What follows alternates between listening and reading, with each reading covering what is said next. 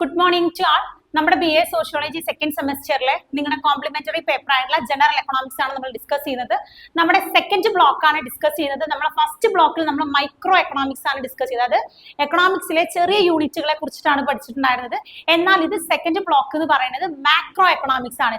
ഇവിടെ ദേശീയ വരുമാനം, അതുപോലെ തന്നെ അല്ലെ നമ്മുടെ ആഗോള സമ്പദ് വ്യവസ്ഥയാണ്, ഗ്ലോബൽ എക്കണോമിയാണ് നമ്മളിവിടെ കൂടുതലായിട്ട് നോക്കുന്നത്. എന്താണ് പണപ്പെരുപ്പം, എന്താണ് തൊഴിലില്ലായ്മ, എന്താണ് അല്ലെ മോണിറ്ററി പോളിസീസുകൾ, എന്താണ് ഫിസ്ക്കൽ പോളിസി തുടങ്ങിയ അല്ലെ സമ്പദ് വ്യവസ്ഥയെ മൊത്തമായിട്ട് അല്ലെ സ്ഥൂലമായിട്ട് പഠിക്കുന്ന ഒരു സാമ്പത്തിക ശാസ്ത്രമാണ് ഏത് മാക്രോ എക്കണോമിക്സ് എന്ന് പറയുന്നത്. നമ്മൾ ഇതിൽ ഡിസ്കസ് ചെയ്യുന്നത് എന്താണ് മാക്രോ എക്കണോമിക്സ്, ആരാണ് മാക്രോ എക്കണോമിക്സ് എന്ന് പറയുന്ന ടേം കോയിൻ ചെയ്തിട്ടുള്ളത്, എന്താണ് അതുകൊണ്ട് ഉദ്ദേശിക്കുന്നത്, മാക്രോ എക്കണോമിക്സ് എന്ന് പറയപ്പെടുന്ന സബ്ജക്റ്റിനകത്ത് എന്തെല്ലാമാണ് ഉൾപ്പെടുന്നത്.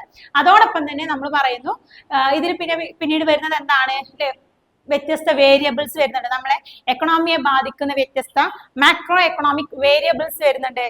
Especially stock and flow variables, exogenous and endogenous variables വരുന്നുണ്ട്, ഇൻഡിപെൻഡന്റ് ആൻഡ് ഡിപെൻഡന്റ് വേരിയബിൾസ് വരുന്നുണ്ട്. പിന്നീട് നമുക്ക് നോക്കാനുള്ളത് 2 സെക്ടേഴ്സ് ആണ്, സർക്കുലർ 2 സെക്ടേഴ്സ് മോഡലാണ്. അതായത് ഹൗസ് ഹോൾഡും പ്രൊഡക്റ്റ്, അതായത് നമ്മുടെ ഫേംസുകൾ കമ്പനികൾ തമ്മിൽ വരുമാനം പങ്കിടുന്നതിന്റെ ഒരു സർക്കുലർ ഫ്ലോ കൂടിയാണ് നമുക്കതിൽ നോക്കാനുള്ളത്.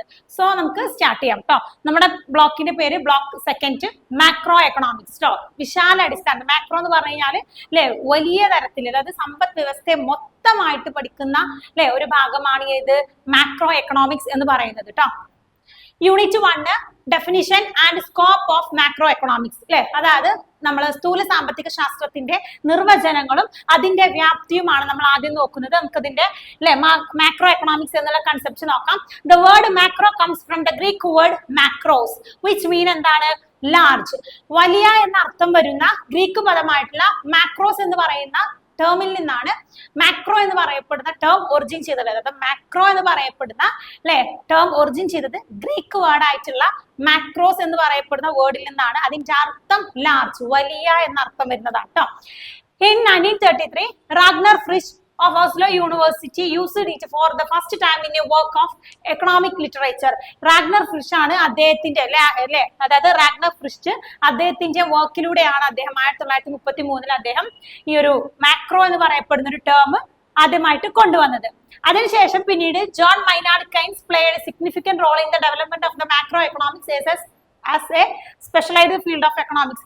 സാമ്പത്തിക ശാസ്ത്രം എന്ന നിലയിൽ അല്ലെ, സാമ്പത്തിക ശാസ്ത്രം എന്ന സബ്ജക്ട്, അതായത് നമ്മുടെ എക്കണോമിക്സിനകത്ത് പിന്നീട് JM കെയ്ൻസ് ഒക്കെ എന്ത് ചെയ്തിട്ടുണ്ടായിരുന്നു, ഈ മാക്രോ എക്കണോമിക്സിന് JM കെയ്ൻസ് ഒരു ബുക്ക് പബ്ലിഷ് ചെയ്തു. അതിനുശേഷമാണ് പിന്നീട് ഈ മാക്രോ എക്കണോമിക്സ് എന്ന് പറയപ്പെടുന്ന ഒരു ടേം അല്ലെങ്കിൽ ആ ഒരു സബ്ജക്ട് തന്നെ ഡെവലപ്പ് ചെയ്തത്. മാക്രോ എന്ന് പറയപ്പെടുന്ന ടേം ആദ്യമായിട്ട് യൂസ് ചെയ്തത് റാഗ്നർ ഫ്രിഷ് അദ്ദേഹത്തിന്റെ വർക്കിൽ 1933 യൂസ് ചെയ്തിട്ടുള്ളത്. എന്നാൽ ഈ ഒരു പഠന ശാഖയെ ഡെവലപ്പ് ചെയ്തത് ആരായിരുന്നു, JM കെയ്ൻസ് ഒരു വർക്ക് പബ്ലിഷ് ചെയ്തു. അതിനുശേഷമാണ് എന്തുള്ളത് നമ്മുടെ ഈ ഒരു മാക്രോ എക്കണോമിക്സ് എന്ന് പറയപ്പെടുന്ന ഒരു സബ്ജക്ട് ഫ്ലറിഷ് ആയത്. The study of the behavior of the economy as a whole is known as the macroeconomics. It includes the elements such as the total employment, total consumption, total saving, aggregate demand and general price level. നമ്മൾ ഈ ഒരു macro എക്കണോമിക്സിനകത്ത് പഠിക്കുന്നത് എന്താണ്, നമ്മൾ micro എക്കണോമിക്സിനകത്ത് അല്ലെ ഉപഭോക്താക്കള്, വിതരണക്കാർ, അവരുടെ പെരുമാറ്റങ്ങള്, വിലകള്, demand, supply തുടങ്ങിയ ചെറിയ ചെറിയ കാര്യങ്ങളാണ് നമ്മൾ അതിനകത്ത് പഠിച്ചിട്ടുണ്ടായിരുന്നത് അല്ലെ. എന്നാൽ നമ്മൾ മാക്രോ എക്കണോമിക്സിനടുത്ത് സ്ഥൂല സാമ്പത്തിക ശാസ്ത്രത്തിനകത്ത് അല്ലെ നമ്മൾ എന്താണ് പഠിക്കുന്നത്, പ്രധാനമായിട്ടും അഗ്രിഗേറ്റ് ഡിമാൻഡാ, മൊത്തം ഡിമാൻഡ് അല്ലെങ്കിൽ അല്ലെ അഗ്രിഗേറ്റ് ഡിമാൻഡ് എന്ന് പറഞ്ഞാല് അല്ലെ ഗ്ലോബൽ ഡിമാൻഡ്, അതായത് ആഗോളപരമായിട്ടുള്ള ഡിമാൻഡുകൾ, ഗ്ലോബൽ അതായത് അല്ലെ മൊത്തത്തിലുള്ള ഡിമാൻഡ്, അഗ്രിഗേറ്റ് സപ്ലൈ ആണ് നമ്മൾ ഡിസ്കസ് ചെയ്യുന്നത്. മാത്രമല്ല വരുമാനങ്ങൾ, ദേശീയ വരുമാനങ്ങൾ അല്ലെ തുടങ്ങിയ കാര്യങ്ങൾ, അതുപോലെ തന്നെ total savings, total consumption, total employment, general price level. നമ്മൾ മൈക്രോ എക്കണോമിക്സിനകത്ത് ഒരു സാധനത്തിന്റെ വിലയാണ് നോക്കുന്നത്. എന്നാൽ മാക്രോ എക്കണോമിക്സിനകത്ത് ഒരു സാധനത്തിന്റെ ആഗോള മാർക്കറ്റിലുള്ള ഒരു ജനറൽ പ്രൈസ് ആണ് അല്ലെങ്കിൽ പൊതുവിലയാണ് നമ്മൾ ഇവിടെ നോക്കുന്നത്, മാക്രോ എക്കണോമിക്സ് നോക്കുന്നത്.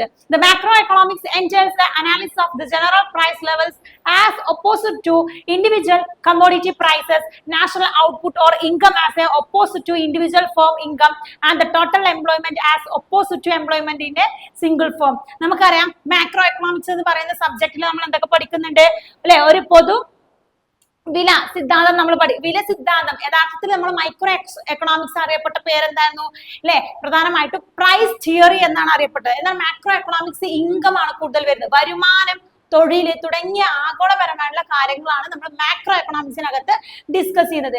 എന്നാൽ മാക്രോ എക്കണോമിക്സിനകത്ത് നമ്മൾ എന്ത് പഠിക്കുന്നുണ്ട് അല്ലെ? ഒരു സാധനത്തിന്റെ പൊതുവില ആഗോള മാർക്കറ്റിലുള്ളത്. ഇപ്പൊ നമുക്കറിയാം മൊബൈൽ ഫോൺ എന്ന് പറയപ്പെടുന്ന ഒരു പ്രദേശത്ത് ഒതുങ്ങുന്ന ഒന്നല്ല അല്ലെ? അത് ഒരു ബഹുരാഷ്ട്ര കമ്പനികൾ, മൾട്ടിനാഷണൽ കമ്പനീസുകൾ പ്രൊഡ്യൂസ് ചെയ്യുന്ന സാധനങ്ങളായിരിക്കും ഇവയൊക്കെ. അതുകൊണ്ട് തന്നെ ഇതിനൊക്കെ എന്തുണ്ടാവും? ഒരു ജനറൽ പ്രൈസ് ലെവൽ അല്ലെങ്കിൽ ആഗോള അല്ലെ വില ഉണ്ടായിരിക്കും. അപ്പോ നമ്മൾ അതിലെവിടെ എന്തൊക്കെ പഠിക്കുന്നത് അല്ലെ? പ്രധാനമായിട്ടും commodity price, national output income opposite to the individual firm income and the total employment opposite the employment of single firm. നമുക്കറിയാം നമ്മൾ അല്ലെ മൈക്രോ എക്കണോമിക്സിനകത്ത് വ്യക്തികളുടെ വരുമാനം, വ്യക്തികളുടെ അല്ലെ സാധനങ്ങൾ എടുക്കുന്നതിലുള്ള ചെറിയ വിലകളൊക്കെ നമ്മൾ പഠിച്ചത്. എന്നാൽ മാക്രോ എക്കണോമിക്സിൽ ഇതിനൊക്കെ ഒപ്പോസിംഗ് ആണ്. പ്രധാനമായിട്ടും അല്ലെ ഒരു ചെറിയ അല്ലെ അതായത് ഒരു ചെറിയ സ്ഥാപനത്തിന്റെ വരുമാനത്തിൽ നിന്ന് നമ്മൾ ഏതിലേക്കാണ് ടോട്ടൽ എംപ്ലോയ്മെന്റ് അവിടെ ഡിസ്കസ് ചെയ്യുന്നത് അല്ലെ? ടോട്ടൽ എംപ്ലോയ്മെന്റ് ആണ് ഏതിനകത്ത് ഡിസ്കസ് ചെയ്യുന്നത്? നമ്മൾ മാക്രോ എക്കണോമിക്സിനകത്ത് ഡിസ്കസ് ചെയ്യുന്നത്. മാത്രമല്ല നമ്മൾ ഇൻഡിവിജ്വലിന്റെ ഇൻകം അല്ല അവിടെ നോക്കുന്നത്, നാഷണൽ ഇൻകം ആണ് നോക്കുന്നത് കേട്ടോ.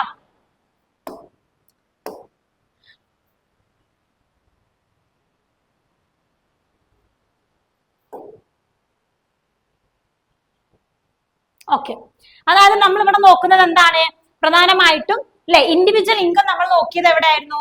നമ്മൾ മൈക്രോ എക്കണോമിക്സിനകത്ത് തന്നെ. മാക്രോ എക്കണോമിക്സിനകത്ത് നമ്മൾ നോക്കുന്നത് നാഷണൽ ഔട്ട്പുട്ട് അല്ലെ? ദേശീയ തലത്തിലുള്ള ഉൽപ്പന്നം, അതായത് നാഷണൽ ലെവലുള്ള ഇൻപുട്ടുകൾ ഔട്ട്പുട്ടുകൾ, അതുപോലെ തന്നെ അല്ലെ ടോട്ടൽ എംപ്ലോയ്മെന്റ്, മൊത്തം തൊഴിലാളികൾ തുടങ്ങിയ വലിയ അല്ലെ ഒരു വലിയ ടോപ്പിക്കാണ് നമ്മൾ ഏതിനകത്ത് ഡിസ്കസ് ചെയ്യുന്നത്? മാക്രോ എക്കണോമിക്സിനകത്ത് ഡിസ്കസ് ചെയ്യുന്നത്.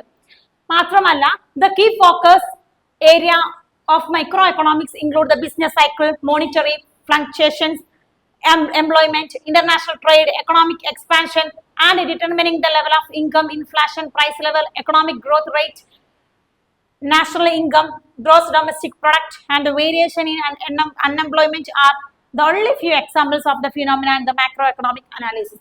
നമ്മൾ സ്ഥൂല സാമ്പത്തിക ശാസ്ത്രത്തിനകത്ത് അല്ലെങ്കിൽ മാക്രോ എക്കണോമിക്സിനകത്ത് നമ്മൾ പഠിക്കുന്നത് എന്തെല്ലാമാണ്? ദേശീയ വരുമാനം പഠിക്കും, തൊഴിലില്ലായ്മ പഠിക്കും. മാത്രമല്ല പിന്നീട് നമ്മൾ എന്തൊക്കെ പഠിക്കുന്നുണ്ട്? പണപരമായിട്ടുള്ള അല്ലെ മോണിറ്ററി ഫ്ലക്ച്വേഷൻ, അതായത് വില. നമുക്കറിയാം ഇന്ത്യൻ റുപ്പിയുടെ വില കൂടി അല്ലെ? അതായത് ഡോളറുമായിട്ട് വിനിമയം ചെയ്യുന്ന സമയത്ത് ഇന്ത്യൻ റുപ്പിയുടെ മൂല്യം കൂടി കുറഞ്ഞു, സ്വർണ്ണ റേറ്റ് കൂടി എന്നൊക്കെ പറയുമല്ലോ. അപ്പൊ ഇത്തരത്തിലുള്ള അല്ലെ അന്താരാഷ്ട്ര വ്യാപാരങ്ങളിൽ ഉണ്ടാകുന്ന ഏറ്റക്കുറച്ചിലുകൾ, അതിന്റെ ഫ്ലക്ച്വേഷൻസുകൾ, അതിന്റെ ഏറ്റക്കുറച്ചിലുകൾ അല്ലെ അന്താരാഷ്ട്ര ബൂം, അതായത് എക്കണോമിയിൽ ഗ്ലോബൽ എക്കണോമിയുടെ ബൂം, കുതിച്ചുചാട്ടം, അതിന്റെ അല്ലെ തകർച്ച തുടങ്ങിയ അല്ലെ മൊത്തത്തിലുള്ള സമ്പദ് വ്യവസ്ഥയെ ബാധിക്കുന്ന മൊത്തത്തിലുള്ള ഘടകങ്ങളാണ് നമ്മൾ ഇതിനകത്ത് പഠിക്കുന്നത്? മാക്രോ എക്കണോമിക്സിനകത്ത് പഠിക്കുന്നത് അല്ലെ? ദേശീയ വരുമാനം, GDP എന്ന് പറഞ്ഞാൽ ഗ്രോസ് ഡൊമസ്റ്റിക് പ്രൊഡക്റ്റ്, അതായത് ഒരു രാജ്യത്ത് ഉൽപ്പാദിപ്പിക്കുന്ന അല്ലെ ഒരു രാജ്യത്തിനകത്ത് ഒരു വർഷത്ത് ഉൽപ്പാദിപ്പിക്കുന്ന സാധന സേവനങ്ങളുടെ ആകെ മൂല്യമാണ് എന്ത്? GDP എന്ന് പറയുന്നത്. അപ്പൊ നമുക്കറിയാം നമ്മൾ ഒരുപാട് ഫാമിലി മെമ്പേഴ്സ് വിദേശത്തുണ്ടാവും, അവരുടെ സേവിങ്സ് അതിൽ ഉൾപ്പെടൂല, GDP ഉൾപ്പെടൂല. അതൊക്കെ NDP NNP-യിലാണ് ഉൾപ്പെടുക കേട്ടോ. നമ്മൾ GDP നെക്സ്റ്റ് ചാപ്റ്ററിൽ നമ്മൾ ദേശീയ വരുമാനത്തിന്റെ വിവിധ തലങ്ങൾ നമ്മൾ ഡിസ്കസ് ചെയ്യുമ്പോൾ നമ്മൾ GDP, GNP, NDP, NNP എന്നൊക്കെ നമ്മൾ ഡിസ്കസ് ചെയ്യും കേട്ടോ. ഓക്കെ, പിന്നെ അതുപോലെ തന്നെ അൺഎംപ്ലോയ്മെന്റ്, അത് only few example the phenomena of the macro economics analysis. നമുക്കറിയാം സ്ഥൂല സാമ്പത്തിക ശാസ്ത്രത്തിനകത്ത് വരുന്ന മറ്റു കുറച്ച് ഘടകങ്ങളാണ് ഏതെല്ലാം അല്ലെ? പ്രധാനമായിട്ടും GDP ആൻഡ് വേരിയേഷൻസ്, നമ്മൾ GDP പഠിക്കുന്നുണ്ട്, തൊഴിലില്ലായ്മ പഠിക്കുന്നുണ്ട്, ദേശീയ വരുമാനം പഠിക്കുന്നുണ്ട്. അതായത് ഒരു സമ്പദ് വ്യവസ്ഥയെ മൊത്തമായിട്ട് ബാധിക്കുന്ന എല്ലാ ഘടകങ്ങളും നമ്മൾ ഇതിനകത്ത് പഠിക്കുന്നുണ്ട്, മാക്രോ എക്കണോമിക്സിനകത്ത് പഠിക്കുന്നുണ്ട്. ഓക്കെ, നമുക്ക് ഡെഫിനിഷനിലേക്ക് പോകാം. എന്തെല്ലാം നിർവചനങ്ങളാണ് നമ്മുടെ സ്ഥൂല സാമ്പത്തിക ശാസ്ത്രം അല്ലെങ്കിൽ മാക്രോ എക്കണോമിക്സിനകത്ത് വരുന്നത് നമുക്ക് നോക്കാം. ഫസ്റ്റ് വരുന്നത് macro economics is a branch of the economics that focus on the behavior and performance of the economy as a whole rather than the individual markets or the specific products. സ്ഥൂല സാമ്പത്തിക ശാസ്ത്രം എന്ന് പറയുന്നത് എന്താണ്? ഒരു സമ്പദ് വ്യവസ്ഥ അല്ലെ എക്സ്പെഷ്യലി ഒരു വ്യക്തിഗതയിൽ നിന്ന് മാറിയുകൊണ്ട് അല്ലെ ഒരു സമ്പദ് വ്യവസ്ഥക്കകത്തുള്ള മൊത്തമായിട്ടുള്ള ഒരു പഠനമാണ് എന്ത് വരുന്നത്? മാക്രോ എക്കണോമിക്സ് എന്ന് പറയുന്നത്. മാത്രമല്ല മാക്രോ എക്കണോമിക്സ് എന്താണ് പഠിക്കുന്നത്? ഒരു സമ്പദ് വ്യവസ്ഥ as a economy as a whole, ഒരു മൊത്തം സമ്പദ് വ്യവസ്ഥയുടെ പെർഫോമൻസ് ആൻഡ് ബിഹേവിയർ. ഒരു മൊത്തം സമ്പദ് വ്യവസ്ഥയുടെ അല്ലെങ്കിൽ ഒരു സമ്പദ് വ്യവസ്ഥയുടെ മൊത്തത്തിലുള്ള പ്രവർത്തനങ്ങളും അതിന്റെ പ്രകടനങ്ങളുമാണ് നമ്മൾ ഇതിനകത്ത് ഡിസ്കസ് ചെയ്യുന്നത്. നമ്മൾ മാക്രോ എക്കണോമിക്സിനകത്ത് പഠിക്കുന്നത്. അതായത് ആഗോള സമ്പദ് വ്യവസ്ഥയിൽ ഉണ്ടാകുന്ന പ്രവർത്തനങ്ങൾ, അതിലുണ്ടാകുന്ന വളർച്ചകൾ, താഴ്ചകൾ, അതായത് മൊത്തം സമ്പദ് വ്യവസ്ഥയിൽ ഉണ്ടാകുന്ന പെരുമാറ്റങ്ങളും അതിന്റെ പെർഫോമൻസുകളാണ് നമ്മൾ ഇതിനകത്ത് പഠിക്കുന്നത്, മാക്രോ എക്കണോമിക്സിനകത്ത് പഠിക്കുന്നത്. It deals with the issues such as the economic growth, inflation and unemployment and seek to understand how these phenomena are related and how they can be managed. നമ്മൾ ഈ മാക്രോ എക്കണോമിക്സിനകത്ത് എന്തുകൂടി പഠിക്കുന്നുണ്ട് അല്ലെ? പ്രധാനമായിട്ട് തൊഴിലില്ലായ്മ, ഇൻഫ്ലേഷൻ, പണപ്പെരുപ്പം, അതുപോലെ തന്നെ എക്കണോമിക് ഗ്രോത്ത്, സാമ്പത്തിക വളർച്ച തുടങ്ങിയ ഘടകങ്ങളും നമ്മൾ എവിടെ പഠിക്കുന്നുണ്ട്? മാക്രോ എക്കണോമിക്സിനകത്ത് പഠിക്കുന്നുണ്ട്. മാത്രമല്ല അക്കോർഡിംഗ് ടു ജെ എം കൾബർസ്റ്റൺ, അദ്ദേഹത്തിന്റെ അഭിപ്രായത്തിൽ എന്താണ് മാക്രോ എക്കണോമിക്സ് എന്ന് പറഞ്ഞാൽ എന്താണ്? It's a theory. അദ്ദേഹം ഒരു സിദ്ധാന്തമായിട്ടാണ് കണക്കാക്കുന്നത് അല്ലെ? ജെ എം കൾബർസ്റ്റേണിന്റെ അഭിപ്രായത്തിൽ എന്താണ്? കൾബർസ്റ്റേണിന്റെ അഭിപ്രായത്തിൽ അല്ലെ പ്രധാനമായിട്ടും തിയറി ഓഫ് എ പ്രൈസ്, വിലയെ കുറിച്ചുള്ള സിദ്ധാന്തമാണ്. വരുമാനത്തെ, ഇൻകമിനെ കുറിച്ചുള്ള സിദ്ധാന്തമാണ്. അതുപോലെ തന്നെ എന്താണ് അല്ലെ?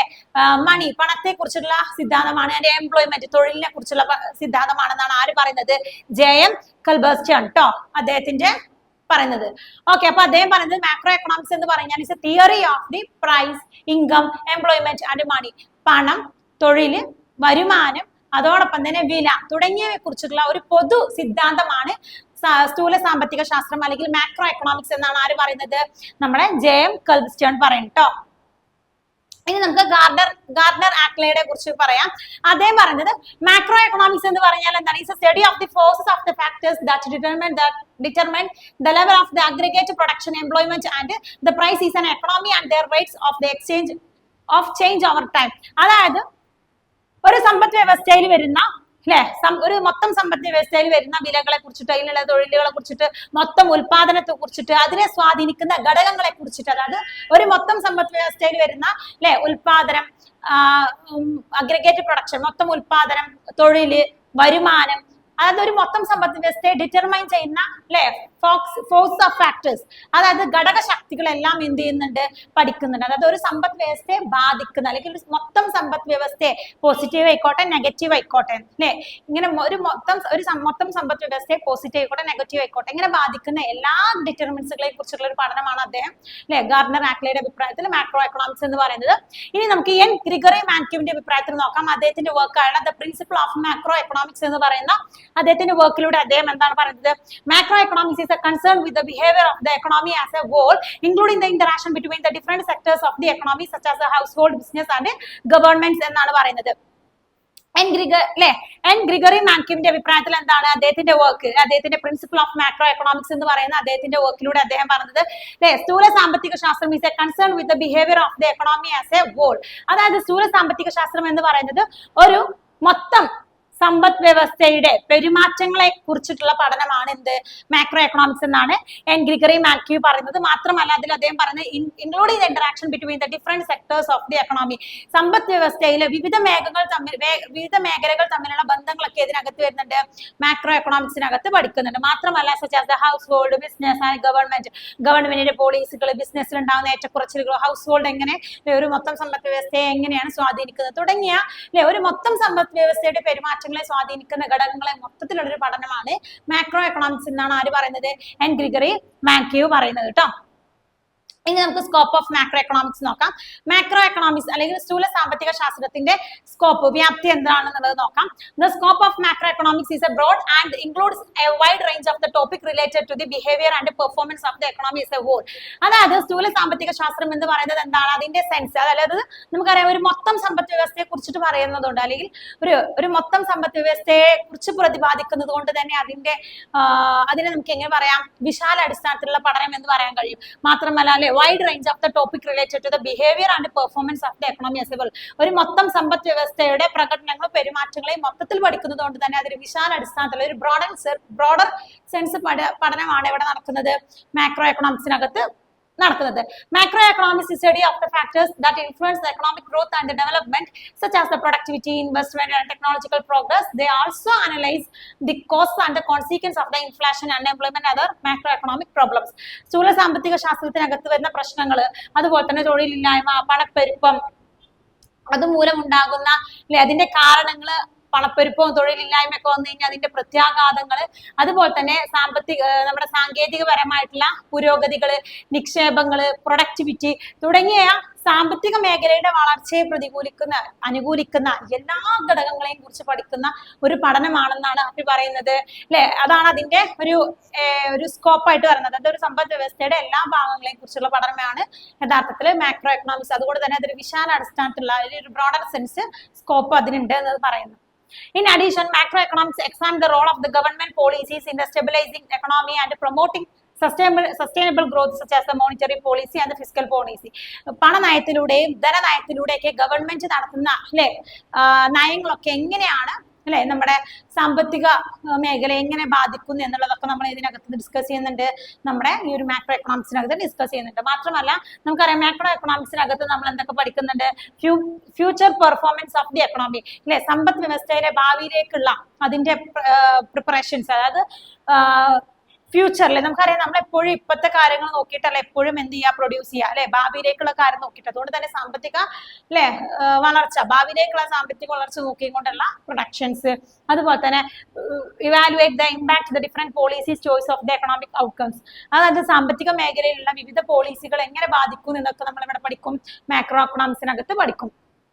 Macro economics also include the international trade and the finance, as well as the study of the global economic issues such as the exchange rate, balance of payment, and international financial crisis. Overall, the scope of the macroeconomics is a vast and encompasses the many different areas of the study, all with the goal of the understanding the behavior and the performance of the economy as a whole. ഒരു സമ്പദ് വ്യവസ്ഥയുടെ മൊത്തത്തിലുള്ള ഒരു സമ്പദ് വ്യവസ്ഥയെ മൊത്തത്തിലായിട്ട് ബാധിക്കുന്ന പെരുമാറ്റങ്ങളും രീതികളാണ് നമ്മൾ ഇവിടെ പഠിക്കുന്നത്. മാത്രമല്ല നമുക്കറിയാം ഒരു സമ്പദ് വ്യവസ്ഥയെ ബാധിക്കുന്ന ഒന്നാണ് ഇന്റർനാഷണൽ ട്രേഡ്, അന്താരാഷ്ട്ര വ്യാപാരം, അതുപോലെ തന്നെ അന്താരാഷ്ട്ര വ്യാപാരങ്ങളിൽ വരുന്ന പണങ്ങള്, അതുപോലെ തന്നെ നമുക്കറിയാം balance of payment, global economic issues, ആഗോള സാമ്പത്തിക പ്രശ്നങ്ങള്, അതോടൊപ്പം തന്നെ എക്സ്ചേഞ്ച് റേറ്റുകള്, അതുപോലെ തന്നെ ഇന്റർനാഷണൽ ഫിനാൻഷ്യൽ ക്രൈസിസ്, അന്താരാഷ്ട്ര സാമ്പത്തിക മേഖലയിൽ വരുന്ന പ്രതിസന്ധികളൊക്കെ നമ്മൾ ഇവിടെ പഠിക്കുന്നുണ്ട്, മാക്രോ എക്കണോമിക്സിനകത്ത് പഠിക്കുന്നുണ്ട്. Some key areas of the covered macroeconomics. നമുക്കറിയാം മാക്രോ എക്കണോമിക്സിനകത്ത് വരുന്ന പ്രധാനപ്പെട്ട കുറച്ച് ടോപ്പിക്സുകൾ വരുന്നതാണ്. ഒന്ന് എക്കണോമിക് ഗ്രോത്ത്, സാമ്പത്തിക വളർച്ച. Macroeconomics studies the factors that contributed to the sustained economic growth such as the investment in the technology and education and infrastructure. അടിസ്ഥാന സൗകര്യം, വിദ്യാഭ്യാസം, അതോടൊപ്പം തന്നെ ടെക്നോളജി തുടങ്ങിയതിലുണ്ടാകുന്ന നിക്ഷേപങ്ങൾ, അതിന്റെ സാമ്പത്തിക വളർച്ച തുടങ്ങിയ കാര്യങ്ങൾ നമ്മൾ ഇതിനകത്ത് പഠിക്കുന്നുണ്ട്, നമ്മള് മാക്രോ എക്കണോമിക്സിനകത്ത് പഠിക്കുന്നുണ്ട്. സോ അതുകൊണ്ട് തന്നെ മാക്രോ എക്കണോമിക്സിനകത്ത് വരുന്ന ഒരു കീ ഫീച്ചേഴ്സ് അല്ലെങ്കിൽ ഒരു കീ എലമെന്റ് ആണ് എന്ത് പ്രധാനമായിട്ടും സാമ്പത്തിക വളർച്ച എന്ന് പറയുന്നത്. ഒരു രാജ്യത്തിന്റെ അല്ലെങ്കിൽ ഒരു ലോക സമ്പദ് വ്യവസ്ഥയുടെ സാമ്പത്തിക വളർച്ച നമ്മൾ ഇതിനകത്ത് ഡിസ്കസ് ചെയ്യുന്നുണ്ട്, മാക്രോ എക്കണോമിക്സിനകത്ത് ഡിസ്കസ് ചെയ്യുന്നുണ്ട്. രണ്ടാമതാണ് ഇൻഫ്ലേഷൻ, പണപ്പെരുപ്പം എന്ന് പറയുന്നത്. Macro economics examine the cost of the consequence of the inflation and the ways in which can be managed through the monetary and fiscal policy. എങ്ങനെയാണ് പണപ്പെരുപ്പം വരുന്നത് പണപ്പെരുപ്പം വന്നതിന്റെ വരാനുള്ള കാരണങ്ങൾ, പണപ്പെരുപ്പം വന്നു കഴിഞ്ഞാലുള്ള സാമ്പത്തിക മേഖലയിൽ ഉണ്ടാകുന്ന പ്രത്യാഘാതങ്ങളെ കുറിച്ചിട്ടൊക്കെ ആര് പഠനം നടത്തുന്നുണ്ട്? മാക്രോ എക്കണോമിക്സ് പഠനം നടത്തുന്നുണ്ട്. മാത്രമല്ല ഇത്തരത്തില് പണപ്പെരുപ്പം, ഇൻഫ്ലേഷൻ എന്ന് പറയപ്പെടുന്ന ആളുകൾക്കിടയിൽ അമിതമായിട്ട് പണങ്ങൾ വരുമ്പോൾ പണത്തിന്റെ മൂല്യം കുറയും. അതാണ് നമ്മൾ ഇൻഫ്ലേഷൻ എന്ന് പറയുന്നത് ഇൻഫ്ലേഷൻ എന്ന് പറയുന്നത്, പണപ്പെരുപ്പം എന്ന് പറയുന്നത്. അപ്പൊ അത്തരത്തിൽ പണം വരുമ്പോൾ ഗവൺമെന്റ് എന്ത് ചെയ്യും അതുപോലെ തന്നെ പണനയത്തിലൂടെയും ധനനയത്തിലൂടെയൊക്കെ എന്ത് ചെയ്യും, ആ ഇൻഫ്ലേഷൻ ഇല്ലാതാക്കാൻ വേണ്ടിയിട്ടും സാമ്പത്തിക ബാലൻസ് ഉറപ്പുവരുത്താൻ വേണ്ടിയിട്ട് ഒരുപാട് നയങ്ങൾ എടുക്കുന്നുണ്ട്. സോ അതൊക്കെ എന്ത് ചെയ്യുന്നുണ്ട്, നമ്മൾ മാക്രോ എക്കണോമിക്സിനകത്ത് പഠിക്കുന്നുണ്ട്. അപ്പൊ ഇൻഫ്ലേഷൻ എന്താണ്, സാമ്പത്തിക എസ്പെഷ്യലി സ്ഥൂല സാമ്പത്തിക ശാസ്ത്രം പഠിക്കുന്നതിൽ ഒരു പ്രധാനപ്പെട്ട ഘടകമാണ്. മൂന്നാമതാണ് അൺഎംപ്ലോയ്മെന്റ്, തൊഴിലില്ലായ്മ എന്ന് പറയുന്നത്. നമുക്കറിയാം മാക്രോ എക്കണോമിക്സ് എന്ത് പഠിക്കുന്നുണ്ട്, തൊഴിലില്ലായ്മയുടെ കാരണങ്ങൾ, അതുപോലെ തൊഴിലില്ലായ്മ മാറ്റി തൊഴില് ഗവൺമെന്റ് കൊണ്ടുവരുന്നതിനെ കുറിച്ചിട്ടും തൊഴിലില്ലായ്മ ആഗോള സമ്പദ് വ്യവസ്ഥയെ, ഗ്ലോബൽ എക്കണോമി എങ്ങനെ ബാധിക്കുന്നു എന്നൊക്കെ ഇവിടെ പഠിക്കുന്നുണ്ട്, മാക്രോ എക്കണോമിക്സിനകത്ത് പഠിക്കുന്നുണ്ട്. നാലാമതായിട്ട് പറഞ്ഞത് ഇന്റർനാഷണൽ ട്രേഡ്, അന്താരാഷ്ട്ര വ്യാപാരമാണ്. നമുക്കറിയാം നമ്മൾ പഠിക്കുന്നത് തന്നെ എന്താണ്, മൊത്തം സമ്പദ് വ്യവസ്ഥയെ കുറിച്ചിട്ടാണ്. അപ്പൊ അന്താരാഷ്ട്ര വ്യാപാരം എന്ന് പറയുമ്പോൾ എന്താണ്, മാക്രോ എക്കണോമിക്സിനകത്ത് വരുന്ന ഒരു പ്രധാനപ്പെട്ട ഘടകമാണ് അന്താരാഷ്ട്ര വ്യാപാരം. എക്സ്ചേഞ്ചുകൾ, എക്സ്ചേഞ്ച് റേറ്റ്, താരിഫ്, ചുങ്കങ്ങൾ, ഓരോ രാജ്യക്കാരും അവരുടെ പ്രൊഡക്റ്റ് മറ്റൊരു രാജ്യത്തേക്ക് കയറ്റുമതി ചെയ്യുമ്പോൾ മറ്റു രാജ്യക്കാർക്ക് ആ പ്രൊഡക്റ്റ് ഇറക്കുമതിയാണ്. ഇതിനൊക്കെ എന്ത് ചെയ്യുന്നുണ്ടാവും അല്ലെ, തീരുവകൾ, ചുങ്കം, താരിഫുകൾ ചുമത്തുന്നുണ്ടാവും. നമുക്കറിയാം ഇപ്പൊ ഈയിടെയായിട്ട് നമ്മുടെ ന്യൂസ് പേപ്പറിൽ കണ്ടതായിരുന്നു, ഇന്ത്യയുടെ മുകളിൽ അല്ലെ USA ഡൊണാൾഡ് ട്രംപ് അല്ലെ അദ്ദേഹം എന്ത് ചെയ്തു, ഡൊണാൾഡ് ട്രംപ് അദ്ദേഹം എന്ത് ചെയ്തിട്ടുണ്ടായിരുന്നു, അദ്ദേഹം AOC പ്രസിഡന്റ് അദ്ദേഹം എന്ത് ചെയ്യുന്നുണ്ട്, ട്രംപ് അല്ലെ നികുതികൾ ചുമത്തി കൂട്ടി എന്നൊക്കെ പറഞ്ഞിട്ടുള്ള അല്ലെ പ്രത്യേക പ്രശ്നങ്ങൾ നമ്മൾ കാണുന്നുണ്ട്. അപ്പൊ ഇത്തരത്തിലുള്ള താരിഫിൽ ഉണ്ടാകുന്ന ഇഷ്യൂസുകളൊക്കെ എന്തിന് കാരണമാകുന്നുണ്ട് അല്ലെ, പ്രധാനമായിട്ടും എന്തിന് കാരണമാകുന്നുണ്ട്, നമ്മുടെ സാമ്പത്തിക മേഖലയെ മൊത്തത്തിൽ അത് ബാധിക്കുന്നുണ്ട്. സോ അതുകൊണ്ട് തന്നെ അന്താരാഷ്ട്ര വ്യാപാരം എന്താണ് സ്ഥൂല സാമ്പത്തിക ശാസ്ത്രത്തിനകത്ത് വരുന്നതാണ്. ഇനി ഫിസ്ക്കൽ പോളിസി അല്ലെ, എന്താണ്, പണനയം വരുന്നുണ്ട്, മോണിറ്ററി പോളിസി, ധനനയം, ഫിസ്ക്കൽ പോളിസി, ധനനയം വരുന്നുണ്ട്, മോണിറ്ററി പോളിസി, പണനയം വരുന്നുണ്ട്. Macro economics examine the impact of the government spending the taxation of the overall economy and the role of the fiscal policy in the promoting of the economic growth and stability. സാമ്പത്തിക വളർച്ചയും സാമ്പത്തിക സ്ഥിരതയും ഉറപ്പുവരുത്താൻ വേണ്ടിയിട്ട് government എന്ത് ചെയ്യുന്നുണ്ട്, പണനയത്തിലൂടെയും ധനനയത്തിലൂടെയും, ധനനയം എന്ന് പറയുമ്പോൾ പ്രധാനമായിട്ടും നികുതിയിലൂടെ ഗവൺമെന്റ് ഒരുപാട് നയങ്ങൾ കൊണ്ടുവരും. ഇതിലൂടെയൊക്കെ എന്ത് ചെയ്യുന്നുണ്ട്, സാമ്പത്തിക വളർച്ചയെ ക്രമപ്പെടുത്തുന്നുണ്ട്. അത്തരത്തിലുള്ള ഘടകങ്ങളൊക്കെ നമ്മൾ ഏതിനകത്ത് പഠിക്കുന്നുണ്ട്, മാക്രോ എക്കണോമിക്സിനകത്ത് പഠിക്കുന്നുണ്ട്. മോണിറ്ററി പോളിസി 6 ആണ് മോണിറ്ററി പോളിസി. മോണിറ്ററി പോളിസി എന്ന് പറഞ്ഞാൽ പണനയം, ഇത് ധനനയം, ഇത് പണനയം. ഇവിടെ നമ്മൾ നോക്കുന്നതാണ്, പണം എന്ന് പറയുമ്പോൾ തന്നെ നമുക്കറിയാം അല്ലെ, ധനനയം എന്ന് പറയുമ്പോൾ അത് കൺട്രോൾ ചെയ്യുന്നതാണ്. പണനയം എന്ന് പറയുമ്പോൾ എന്താണ്, പ്രധാനമായിട്ട് ബാങ്കുകൾ കൈവശം വെക്കുന്നതിന്റെ അളവുകള്, ബാങ്കിന്റെ റീപ്പോ റേറ്റ്, ഇങ്ങനെയുള്ള പല റേറ്റുകൾ അല്ലെ, പലതരത്തിലുള്ള ബാങ്കുകളുടെ അല്ലെ വരുന്ന പണങ്ങള്. അതുപോലെ തന്നെ macro economic study the impact of the central bank policies such as interest rate and money supply on the economy. സമ്പദ് വ്യവസ്ഥയില് അല്ലെ പ്രധാനമായിട്ടും ബാങ്കുകൾ കൊടുക്കുന്ന വരുമാനം, ചിലവ്, പലിശ തുടങ്ങിയൊക്കെ എങ്ങനെയാണ് സമ്പത്തിനെ ബാധിക്കുന്നതെന്ന് എവിടെ പഠിക്കുന്നുണ്ട്, മാക്രോ എക്കണോമിക്സിനകത്ത് പഠിക്കുന്നുണ്ട്. അതായത് ബാങ്കുകളുടെ പോളിസികൾ, ബാങ്കുകൾക്ക് ഉണ്ടാവും ഒരുപാട് നയങ്ങൾ ഉണ്ടാവും, അവരുടെ പലിശ റേറ്റുകൾ അല്ലെ, പലിശ നിരക്കുകളായിക്കോട്ടെ, അവർ കൊടുക്കുന്ന അല്ലെ എമൗണ്ടുകളായിക്കോട്ടെ, അവരെ ബാങ്കിലേക്ക് ഇൻവെസ്റ്റ് ചെയ്യുന്നതിൽ നിന്ന് കൊടുക്കുന്ന അല്ലെ, അതൊക്കെ എന്താണ്, അതിനെ കുറിച്ചിട്ടൊക്കെ നമ്മൾ ഇതിനകത്ത് പഠിക്കുന്നുണ്ട്, മാക്രോ എക്കണോമിക്സിനകത്ത് പഠിക്കുന്നുണ്ട്.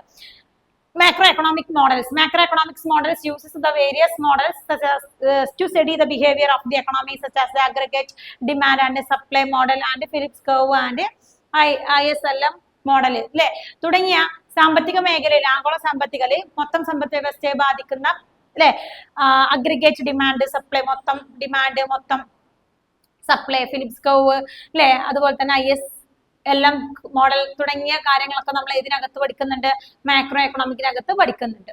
Overall the scope of the macro economics is quite broad and covering to wide range of the topics related to the overall performance and behaviour of the economy. It is a critical field for policy makers, academics and individuals seeking to understand and navigate of the global economy. ആഗോള സമ്പദ് വ്യവസ്ഥയെ ബാധിക്കുന്ന എല്ലാ കാര്യങ്ങളും നമ്മൾ ഇതിനകത്ത് പഠിക്കുന്നുണ്ട്, നമ്മൾ മാക്രോ എക്കണോമിക്സിനകത്ത് പഠിക്കുന്നുണ്ട് അല്ലെ. പ്രധാനമായിട്ടും എല്ലാ കാര്യങ്ങളും, തൊഴിലില്ലായ്മ ആയിക്കോട്ടെ, പണനയം ആയിക്കോട്ടെ, ധനനയം ആയിക്കോട്ടെ, അന്താരാഷ്ട്ര വ്യാപാരം ആയിക്കോട്ടെ, എക്സ്ചേഞ്ച് ആയിക്കോട്ടെ, ബാലൻസ് ഓഫ് പേയ്മെന്റ് BOP ആയിക്കോട്ടെ, താരിഫുകൾ, ഓരോ രാജ്യങ്ങൾ കയറ്റുമതി ചുങ്കം, ഇറക്കുമതി ചുങ്കം തുടങ്ങിയ സമ്പദ് വ്യവസ്ഥയെ ബാധിക്കുന്ന എല്ലാ കാര്യങ്ങളും, മൊത്തത്തിൽ ബാധിക്കുന്ന എല്ലാ കാര്യങ്ങളും നമ്മൾ ഇതിനകത്ത് പഠിക്കുന്നുണ്ട്, മാക്രോ എക്കണോമിക്സിനകത്ത് പഠിക്കുന്നുണ്ട്. ഇനി എന്താണ് മാക്രോ എക്കണോമിക് വേരിയബിൾസ് എന്ന് പറയുന്നത്? 3 തരത്തിലുള്ള വേരിയബിൾസ് ആണ് നമ്മൾ പഠിക്കുന്നത് അല്ലെ. പ്രധാനമായിട്ടും നമ്മൾ ഫ്ലോ ആൻഡ് സ്റ്റോക്ക് വേരിയബിൾസ് പഠിക്കുന്നുണ്ട്, എക്സോജീനിയസ് ആൻഡ് എൻഡോജീനിയസ് വേരിയബിൾസ് പഠിക്കുന്നുണ്ട്, ഡിപ്പെൻഡന്റ് ആൻഡ് ഇൻഡിപെൻഡന്റ് വേരിയബിൾസ് നമ്മൾ പഠിക്കുന്നുണ്ട് കേട്ടോ. ഇനി എന്താണ് മാക്രോ എക്കണോമിക് വേരിയബിൾസ് എന്ന് പറയുന്നത് നോക്കാം. നമുക്കറിയാം അല്ലെ, സ്ഥൂല സാമ്പത്തിക ശാസ്ത്രത്തിലകത്തുന്നുണ്ട് ഒരുപാട് വേരിയബിൾസ് ഉണ്ട്. ഈ വേരിയബിൾസ് എന്താ ചെയ്യുന്നത്? The key indicators that use to the measure and overall health and performance of the economy. ഒരു സമ്പദ് വ്യവസ്ഥയുടെ പ്രകടനത്തെയും അതിന്റെ ആരോഗ്യത്തെയും അളക്കുന്ന അളവുകളാണ് നമ്മൾ വേരിയബിൾസ് എന്ന് പറയുന്നത്. ഒരു സമ്പദ് വ്യവസ്ഥയുടെ പ്രകടനത്തെയും അതിന്റെ ആരോഗ്യത്തെയും അളക്കുന്ന അളവുകളെയാണ് നമ്മൾ പൊതുവെ വേരിയബിൾസ്, മാക്രോ എക്കണോമിക് വേരിയബിൾസ് എന്ന് പറയുന്നത്. അപ്പൊ എങ്ങനെയാണ് ഈ സമ്പദ് വ്യവസ്ഥയുടെ ആരോഗ്യം എന്ന് പറയുമ്പോൾ എന്താണ് സമ്പദ് വ്യവസ്ഥയുടെ ആരോഗ്യം? നമ്മൾ ഹെൽത്ത് ചെക്കപ്പ് ചെയ്യുന്നുണ്ട്. എന്താ ഹെൽത്ത് ചെക്കപ്പ് ചെയ്യുന്നത്? നമുക്ക് എന്തെങ്കിലും ആരോഗ്യ പ്രശ്നങ്ങൾ ഉണ്ടോ ട്രീറ്റ് ചെയ്യാൻ വേണ്ടിയിട്ടും അല്ലെ, അത് റെഡിയാക്കാൻ വേണ്ടിയിട്ട് നമ്മൾ ഹെൽത്ത് ചെക്കപ്പ് ചെയ്യുന്നത്. അതേപോലെ തന്നെ സാമ്പത്തിക മേഖലയിലെ അതിന്റെ ഹെൽത്ത് എന്ന് പറയുന്നത് എന്താണ്? വളർച്ച താഴ്ചകൾ അല്ലെ, സാമ്പത്തിക മേഖലയിലുള്ള എല്ലാ കാര്യങ്ങളെയും അല്ലെ ഒന്ന് അളന്ന് നോക്കാൻ അതിന്റെ ഒരു മെഷർമെന്റ് വേരിയബിൾസ് ആണ് നമ്മൾ മാക്രോ എക്കണോമിക് വേരിയബിൾസ് എന്ന് പറയുന്നത്. These variables include the measures of the economic activity, സാമ്പത്തിക പ്രവർത്തനത്തിന്റെ അല്ലെ അളവുകൾ നമ്മൾ ഇതിൽ ഉൾപ്പെടുന്നുണ്ട്. ഗ്രോസ് ഡൊമസ്റ്റിക് പ്രൊഡക്റ്റ് GDP വരുന്നുണ്ട്.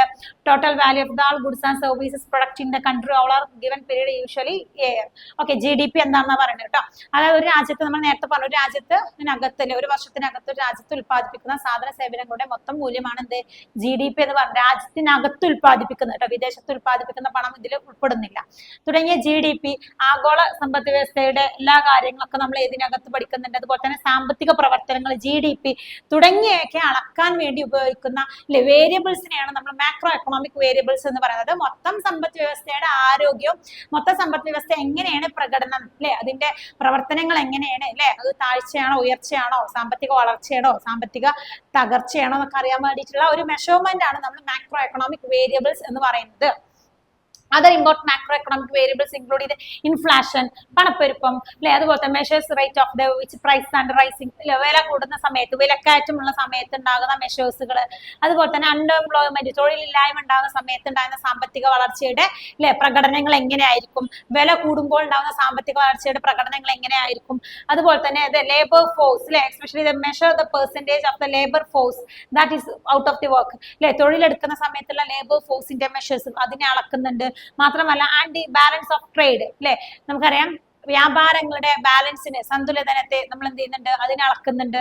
അതുപോലെ തന്നെ measures the difference between the countries export and import രാജ്യത്തിന്റെ കയറ്റുമതിയിലെയും ഇറക്കുമതിയുടെയും എക്സ്പോർട്ട് പറയുമ്പോൾ കയറ്റുമതി ഇമ്പോർട്ട് പറയുമ്പോൾ ഇറക്കുമതി. അപ്പൊ രാജ്യത്തിന്റെ കയറ്റുമതിയുടെയും ഇറക്കുമതിയുടെ ഇടയിൽ വരുന്ന അല്ലെങ്കിൽ രാജ്യത്തിന്റെ കയറ്റുമതി ഇറക്കുമതി ഒക്കെ എങ്ങനെയാണ് എത്രത്തോളം സാമ്പത്തിക മേഖലയിൽ സാമ്പത്തിക വളർച്ചയിൽ അല്ലെങ്കിൽ സാമ്പത്തിക വ്യവസ്ഥയിൽ എത്രത്തോളം മാറ്റങ്ങൾ ഉണ്ടാക്കുന്നു, അതിന്റെ എത്രത്തോളം അളവുകളിൽ എത്ര മാറ്റങ്ങൾ വരുന്നു എന്നുള്ളത് മെഷർ ചെയ്യുന്ന ഒരു വേരിയബിൾ ആണ് നമ്മൾ മാക്രോ എക്കണോമിക് വേരിയബിൾസ് എന്ന് പറയുന്നത്. ഒന്നുകൂടി പറയാം, മാക്രോ എക്കണോമിക് വേരിയബിൾസ് എന്ന് പറഞ്ഞാൽ സമ്പദ് വ്യവസ്ഥയിലെ വിവിധ ഇപ്പൊ നമ്മൾ പറഞ്ഞ ഈ പല GDP ആയിക്കോട്ടെ, അതുപോലെ തന്നെ പ്രധാനമായിട്ട് തൊഴിലില്ലായ്മ ആയിക്കോട്ടെ, തൊഴിലായിക്കോട്ടെ, വില കൂടുതലായിക്കോട്ടെ, വിലക്കയറ്റം ആയിക്കോട്ടെ, തൊഴിലില്ലായ്മ ആയിക്കോട്ടെ, പല ഘടകങ്ങളുണ്ട് നമ്മൾ പറഞ്ഞു. ഇൻഫ്ലേഷൻ ആയിക്കോട്ടെ, പണപ്പെരുപ്പ് ആയിക്കോട്ടെ, തുടങ്ങിയ ഘടകങ്ങളിലൂടെയൊക്കെ സാമ്പത്തിക വളർച്ച എന്ത് ചെയ്യുന്നുണ്ട്, പല പ്രവർത്തനങ്ങൾ നടത്തുന്നുണ്ട്. ആ പ്രവർത്തനങ്ങളുടെ സാമ്പത്തിക വളർച്ചയുടെ പ്രവർത്തനങ്ങളും അതിന്റെ ഹെൽത്ത് സാമ്പത്തിക വളർച്ചയാണോ താഴ്ചയാണോ ഉയർച്ചയാണോ തകർച്ചയാണോ എന്നൊക്കെ അറിയാനുള്ള ഒരു മെഷർമെന്റ് വേരിയബിൾ ആണ് നമ്മൾ മാക്രോ എക്കണോമിക് വേരിയബിൾസ് എന്ന് പറയുന്നത് കേട്ടോ. പ്രധാനമായിട്ട് 3 എണ്ണം ഉള്ളത്. ഒന്ന് സ്റ്റോക്ക് ആൻഡ് ഫ്ലോ വേരിയബിൾ, രണ്ടാമത്തെ എൻഡോജീനിയസ് ആൻഡ് എക്സോജീനിയസ് വേരിയബിൾസ്, മൂന്നാമത്തെ ഡിപെൻഡന്റ് ആണ് ഇൻഡിപെൻഡന്റ് വേരിയബിൾസ് ആണ്. അതിൽ ഫസ്റ്റ് വൺ ആണ് സ്റ്റോക്ക് ആൻഡ് ഫ്ലോ വേരിയബിൾസ് എന്ന് പറയുന്നത് കേട്ടോ. സ്റ്റോക്ക് ആൻഡ് ഫ്ലോ വേരിയബിൾസ് എന്ന് പറയുന്നത് are two important types of the macroeconomic variables. These variables are used to measure the quantity and the rate of the exchange rate of the change of the economic activities respectively. Stock variables are measured at a specific point in time and represent the quantity of a particular economic variables that exists at that point. Stock and flow variable എന്ന് പറഞ്ഞാൽ എന്താണ്? Stock എന്ന് പറഞ്ഞാൽ എന്താണ്? എന്താ stock എന്ന് പറഞ്ഞു കഴിഞ്ഞാൽ ശേഖരം, ഫ്ലോ എന്ന് പറഞ്ഞാൽ എന്താ പ്രവാഹം. എനിക്ക് തോന്നുന്നു നിങ്ങൾ എക്കണോമിക്സ് പഠിക്കുമ്പോൾ കൂടുതലായിട്ട് ഈ മലയാള പദങ്ങൾ നോക്കുന്നതിനേക്കാൾ ഇംഗ്ലീഷ് ടേംസുകൾ, കാരണം കുറച്ചുകൂടി നമുക്ക് മനസ്സിലാക്കാൻ എന്താക്കാനും നമുക്ക് കുറച്ചുകൂടി മനസ്സിലാക്കാനും പറയാനൊക്കെ എളുപ്പം എന്തായിരിക്കും ഇംഗ്ലീഷ് ടേംസുകളായിരിക്കും. സോ നിങ്ങളിപ്പോൾ എക്സാം പേപ്പറിൽ ഇങ്ങനെ സ്റ്റോക്ക് അല്ലെങ്കിൽ ഫ്ലോ എന്ന് എഴുതിയാലും കുഴപ്പമൊന്നുമില്ല. ഇതിന് മലയാളം സ്റ്റോക്ക് എന്ന് പറഞ്ഞാൽ ശേഖരം, ഫ്ലോ എന്ന് പറഞ്ഞാൽ നമുക്കറിയില്ല ഫ്ലോ എന്താണ് പ്രവാഹം എന്നുള്ളതാണ് കേട്ടോ. Stock and flow variables are 2 important types of macro economic variables. സ്ഥൂല സാമ്പത്തിക ശാസ്ത്രത്തിനകത്ത് സാമ്പത്തിക മേഖലയിലെ പ്രവർത്തനങ്ങളുടെ അളവുകൾ അളക്കുന്ന 2 പ്രധാനപ്പെട്ട വേരിയബിൾ ആണ് ഏത് സ്റ്റോക്ക് ആൻഡ് ഫ്ലോ വേരിയബിൾസ് എന്ന് പറയുന്നത്. These variables are used to the measure and quantity rate of the change of the economic activities അതായത് നമുക്കറിയാം സാമ്പത്തിക മേഖലയിലെ പ്രവർത്തനങ്ങളില് വരുന്ന മാറ്റത്തിന്റെ നിരക്കും അതിന്റെ അളവുകളെയും അളക്കുന്ന 2 വേരിയബിൾ ആണ് ഈ സ്റ്റോക്ക് ആൻഡ് ഫ്ലോ എന്ന് പറയുന്നത് പ്രധാനമായിട്ടും the stock variables are measured by a specific point in the time represent of the quantity of a particular economic variable that exists at that point. നമുക്കറിയാം ഇതിലെ സ്റ്റോക്ക് ശേഖരം എന്ന് പറയപ്പെടുന്ന അല്ലെങ്കിൽ സ്റ്റോക്ക് വേരിയബിൾ എന്ന് പറയുന്നത് എന്താണ്, സാമ്പത്തിക മേഖലയിൽ എന്ത് പ്രവർത്തനം ചെയ്യുന്നത് നമുക്ക് നോക്കാം. സ്റ്റോക്ക് സാമ്പത്തിക മേഖലയിൽ എന്താ ചെയ്യുന്നതെന്ന് അറിയോ? സമ്പദ് വ്യവസ്ഥയിൽ ഉണ്ടാകുന്ന മാറ്റങ്ങളുടെ അല്ലെങ്കിൽ സമ്പദ് വ്യവസ്ഥയിൽ ഉണ്ടാകുന്ന മാറ്റങ്ങളുടെ ക്വാണ്ടിറ്റി അളവാണ് എന്ത് ചെയ്യുന്നത് അത് മെഷർ ചെയ്യുന്നത്. ക്വാണ്ടിറ്റി ആണ്, അളവാണ് അതായത് സ്റ്റോക്ക് വേരിയബിൾ എന്ന് പറയുന്നത് R measured at a specific point time and represent the quantity of a particular economic variable that exists that point. സമ്പദ് വ്യവസ്ഥയിൽ ഉണ്ടാകുന്ന മാറ്റങ്ങളിലെ എക്സ്പെഷ്യലി സമ്പദ് വ്യവസ്ഥയിൽ ഉണ്ടാകുന്ന മാറ്റങ്ങളിലെ അല്ലെ അളവുകളെയാണ് എന്ത് പഠിക്കുന്നത്, നമ്മളെ സ്റ്റോക്ക് വേരിയബിൾ പഠിക്കുന്ന അളവുകളെയാണ് പഠിക്കുന്നത്. എക്സാമ്പിൾ നമുക്കൊരു എക്സാമ്പിൾ പറയുമ്പോൾ നിങ്ങൾക്ക് കുറച്ച് ക്ലിയർ ആവും. Example the stock variables including the amount of money held in the bank account, the number of cars produced by a company, the quantity of gold in the country's reserve or number of house in the city. അതായത് stock വേരിയബിൾസിന് ഉദാഹരണം പറയാം. ബാങ്കുകൾ കൈവശം വെക്കുന്ന പണം ഉണ്ടാവും അല്ലെ, കൈവശം വെക്കുന്നത് കരുതി വെക്കണം. ശേഖരം എന്ന് പറഞ്ഞാൽ എന്താ, നമ്മൾ കളക്ട് ചെയ്യുക, ശേഖരിക്കുക, എന്താ കരുതി വെക്കുക അല്ലെ, എടുത്ത് സൂക്ഷിച്ച് വെക്കുന്നതിന് നമ്മൾ ശേഖരിക്കുക അല്ലെങ്കിൽ സ്റ്റോക്ക് എന്ന് പറയാം. നമുക്കറിയാം സ്റ്റോക്ക് മാർക്കറ്റ് എന്ന് പറഞ്ഞാൽ നമ്മൾ എന്താ ശേഖരിച്ച് എടുത്ത് വെച്ച സാധനം നമ്മൾ സ്റ്റോക്ക് എന്ന് പറയാം. അപ്പൊ നമുക്കറിയാം ബാങ്കിൽ എന്തുണ്ടാവും അല്ലെ, ബാങ്കിൽ എപ്പോഴും എന്തുണ്ടാവും അല്ലെ, ഒരു സ്റ്റോക്ക് പണം ഉണ്ടാവും അല്ലെ, എപ്പോഴും സാമ്പത്തിക തകർച്ചയൊക്കെ നമ്മളത് അല്ലെ എടുക്കാനും യൂസ് ചെയ്യാനും അല്ലെ അതിന്റെ ആ ടൂൾസുകളെ എക്യുപ്മെന്റ് ചെയ്യാൻ വേണ്ടിയിട്ട് എന്ത് ചെയ്യുന്നുണ്ട്, ബാങ്കുകളിലൊക്കെ നിശ്ചിത പണം സ്റ്റോക്കായിട്ട് ശേഖരമായിട്ട് നമ്മൾ വെക്കുന്നുണ്ട്. അതേപോലെ തന്നെ നമുക്കറിയാം ഗോൾഡ് അല്ലെ, ഗോൾഡ് ഒക്കെ നമുക്കറിയാം അല്ലെ, സ്വർണ്ണൊക്കെ എന്ത് ചെയ്യുന്നുണ്ട്, കരുതൽ ശേഖരം അല്ലെ, റിസർവ് ആയിട്ട് അല്ലെ കരുതി വെക്കുന്ന ഒരു സിസ്റ്റം ഒക്കെ നമുക്ക് ഉണ്ട്. അപ്പോ ഇത്തരത്തിലുള്ള ശേഖരങ്ങളിൽ വരുന്ന മാറ്റത്തിന്റെ അളവാണ് ഏത് നോക്കുന്നത്, സ്റ്റോക്ക് വേരിയബിൾസ് നോക്കുന്നത്. അപ്പോൾ ഈ എടുത്തു വെച്ച സാധനങ്ങളിൽ വരുന്ന മാറ്റങ്ങൾ, സ്റ്റോക്കിൽ വരുന്ന മാറ്റങ്ങളാണ് നമ്മുടെ സ്റ്റോക്ക് വേരിയബിൾസ് നോക്കുന്നത് അല്ലെ. പ്രധാനമായിട്ടും ഒരു കമ്പനി എത്രത്തോളം കാറുകൾ ഉത്പാദിപ്പിച്ചു അല്ലെ, അതിന്റെ സ്റ്റോക്ക് എടുത്തു വെച്ച ആ സ്റ്റോക്കുകളിൽ വരുന്ന മാറ്റങ്ങൾ അല്ലെങ്കിൽ ആ സ്റ്റോക്ക് എക്കണോമിയിൽ വരുത്തുന്ന മാറ്റങ്ങളുടെ അളവാണ് ഏത് പഠിക്കുന്നത്, സ്റ്റോക്ക് വേരിയബിൾസ് നോക്കുന്നത്. Stock variables are usually measured at a specific point in a time such as the end of the physical year and end of the quarter അല്ലെ. ഒരു എസ്പെഷ്യലി പറയുകയാണെങ്കിൽ എപ്പോഴാണ് ഈ സ്റ്റോക്ക് വേരിയബിൾസ് എപ്പോഴാണ് മെഷർ ചെയ്യുക, ഒന്നിന് വർഷത്തിൽ ഒരിക്കൽ അല്ലെങ്കിൽ പ്രധാനമായിട്ട് ക്വാർട്ടർ എന്ന് പറയുമ്പോൾ നമുക്കറിയാം 12 മാസമാണ് ക്വാർട്ടർ എന്ന് പറയുമ്പോൾ 3 മാസം കൂടുമ്പോഴോ അല്ലെങ്കിൽ വർഷങ്ങളിലൊക്കെ ഒരു സമയത്തൊക്കെ ആയിട്ടാണ് എന്ത് സ്റ്റോക്ക് വേരിയബിൾസ് നമ്മൾ അളക്കുന്നത്. ഇനി ഫ്ലോ വേരിയബിൾസ് എന്ന് പറഞ്ഞാൽ എന്താ, ഫ്ലോ വേരിയബിൾസ് ആണ് on the other hand measured over the period of time and the present represent the rate which a particular economic variable changing. അതായത് സാമ്പത്തിക മേഖലയിലെ വ്യത്യസ്ത വേരിയബിൾ ഉണ്ടാകുന്ന മാറ്റത്തിന്റെ നിരക്കാണ് ഏത് നോക്കുന്നത് അല്ലെ, നമ്മുടെ ഫ്ലോ വേരിയബിൾ നോക്കുന്നത്. ഇവിടെ നിരക്ക് റേറ്റ് ആണ് നോക്കുന്നത്, ഇവിടെ ക്വാണ്ടിറ്റി ആണ് നോക്കുന്നത്. സ്റ്റോക്ക് വേരിയബിൾ അളവാണ് നോക്കുന്നത് അല്ലെ. ഇപ്പോ സാമ്പത്തിക മേഖല ഉണ്ടാകുന്ന മാറ്റത്തിന്റെ ഫലമായിട്ട് ബാങ്കുകൾ കൈവശം വെക്കുന്ന കരുതലിൽ എത്ര, സ്റ്റോക്കിൽ എത്ര മാറ്റം അല്ലെങ്കിൽ ആ സ്റ്റോക്കിന്റെ അളവിൽ എത്രത്തോളം മാറി, ആ അളവാണ് അവിടെ നോക്കുന്നത്. ഇവിടെ എന്താ നോക്കുന്നത്, റേറ്റ് ആണ് അല്ലെ, ആ മാറ്റങ്ങളുടെ റേറ്റ് ആണ് ഇവിടെ നോക്കുന്നത് ഫ്ലോ മെഷേഴ്സിൽ അല്ലെങ്കിൽ ഫ്ലോ വേരിയബിൾസിനകത്ത് നോക്കുന്നത്. നമുക്ക് എക്സാമ്പിൾ പറയാം. The flow variables include income, spend and investment അല്ലെ. The flow variables are usually measured over a specific time in a time such as a month and quarter of a year. നമുക്കറിയാം flow variables നമ്മൾ എവിടെ നോക്കുന്നത്, മാസത്തിൽ നോക്കും, വർഷത്തിൽ നോക്കും അല്ലെ, നമുക്ക് എപ്പോ വേണമെങ്കിലും നോക്കാനുള്ളതാണ്. കാരണം ഫ്ലോ വേരിയബിൾസ് എന്ന് പറഞ്ഞു കഴിഞ്ഞാൽ മാറ്റങ്ങളാണ്. ഏതൊക്കെ മാറ്റം വരുന്നത്, നമ്മളെ ഇൻകത്തിൽ വരും. നമുക്കറിയാം നമുക്ക് സാലറി എങ്ങനെ കിട്ടുക, മാസം സാലറി കിട്ടുമ്പോൾ നമുക്കറിയാം മാസം സാലറിയിൽ വരുന്ന മാറ്റത്തിന്റെ റേറ്റ് ആണ് നോക്കുന്നത് അല്ലെ. അപ്പോൾ നമുക്ക് മന്ത്ലി എന്ത് ചെയ്യാം, കാൽക്കുലേറ്റ് ചെയ്യാൻ പറ്റും ഏത് ഫ്ലോ വേരിയബിൾസ്. കാരണം അല്ലെ വരുമാനത്തിൽ വരുന്ന മാറ്റങ്ങളൊക്കെ എന്ത് ചെയ്യുന്നുണ്ട്, സമ്പദ് വ്യവസ്ഥയിൽ കൊണ്ടുവരുന്ന മാറ്റങ്ങളിൽ ആ മാറ്റത്തിന്റെ നിരക്ക് റേറ്റ് അറിയുന്നതാണ് എന്ത് ഫ്ലോ വേരിയബിൾസ് എന്ന് പറയുന്നത് കേട്ടോ.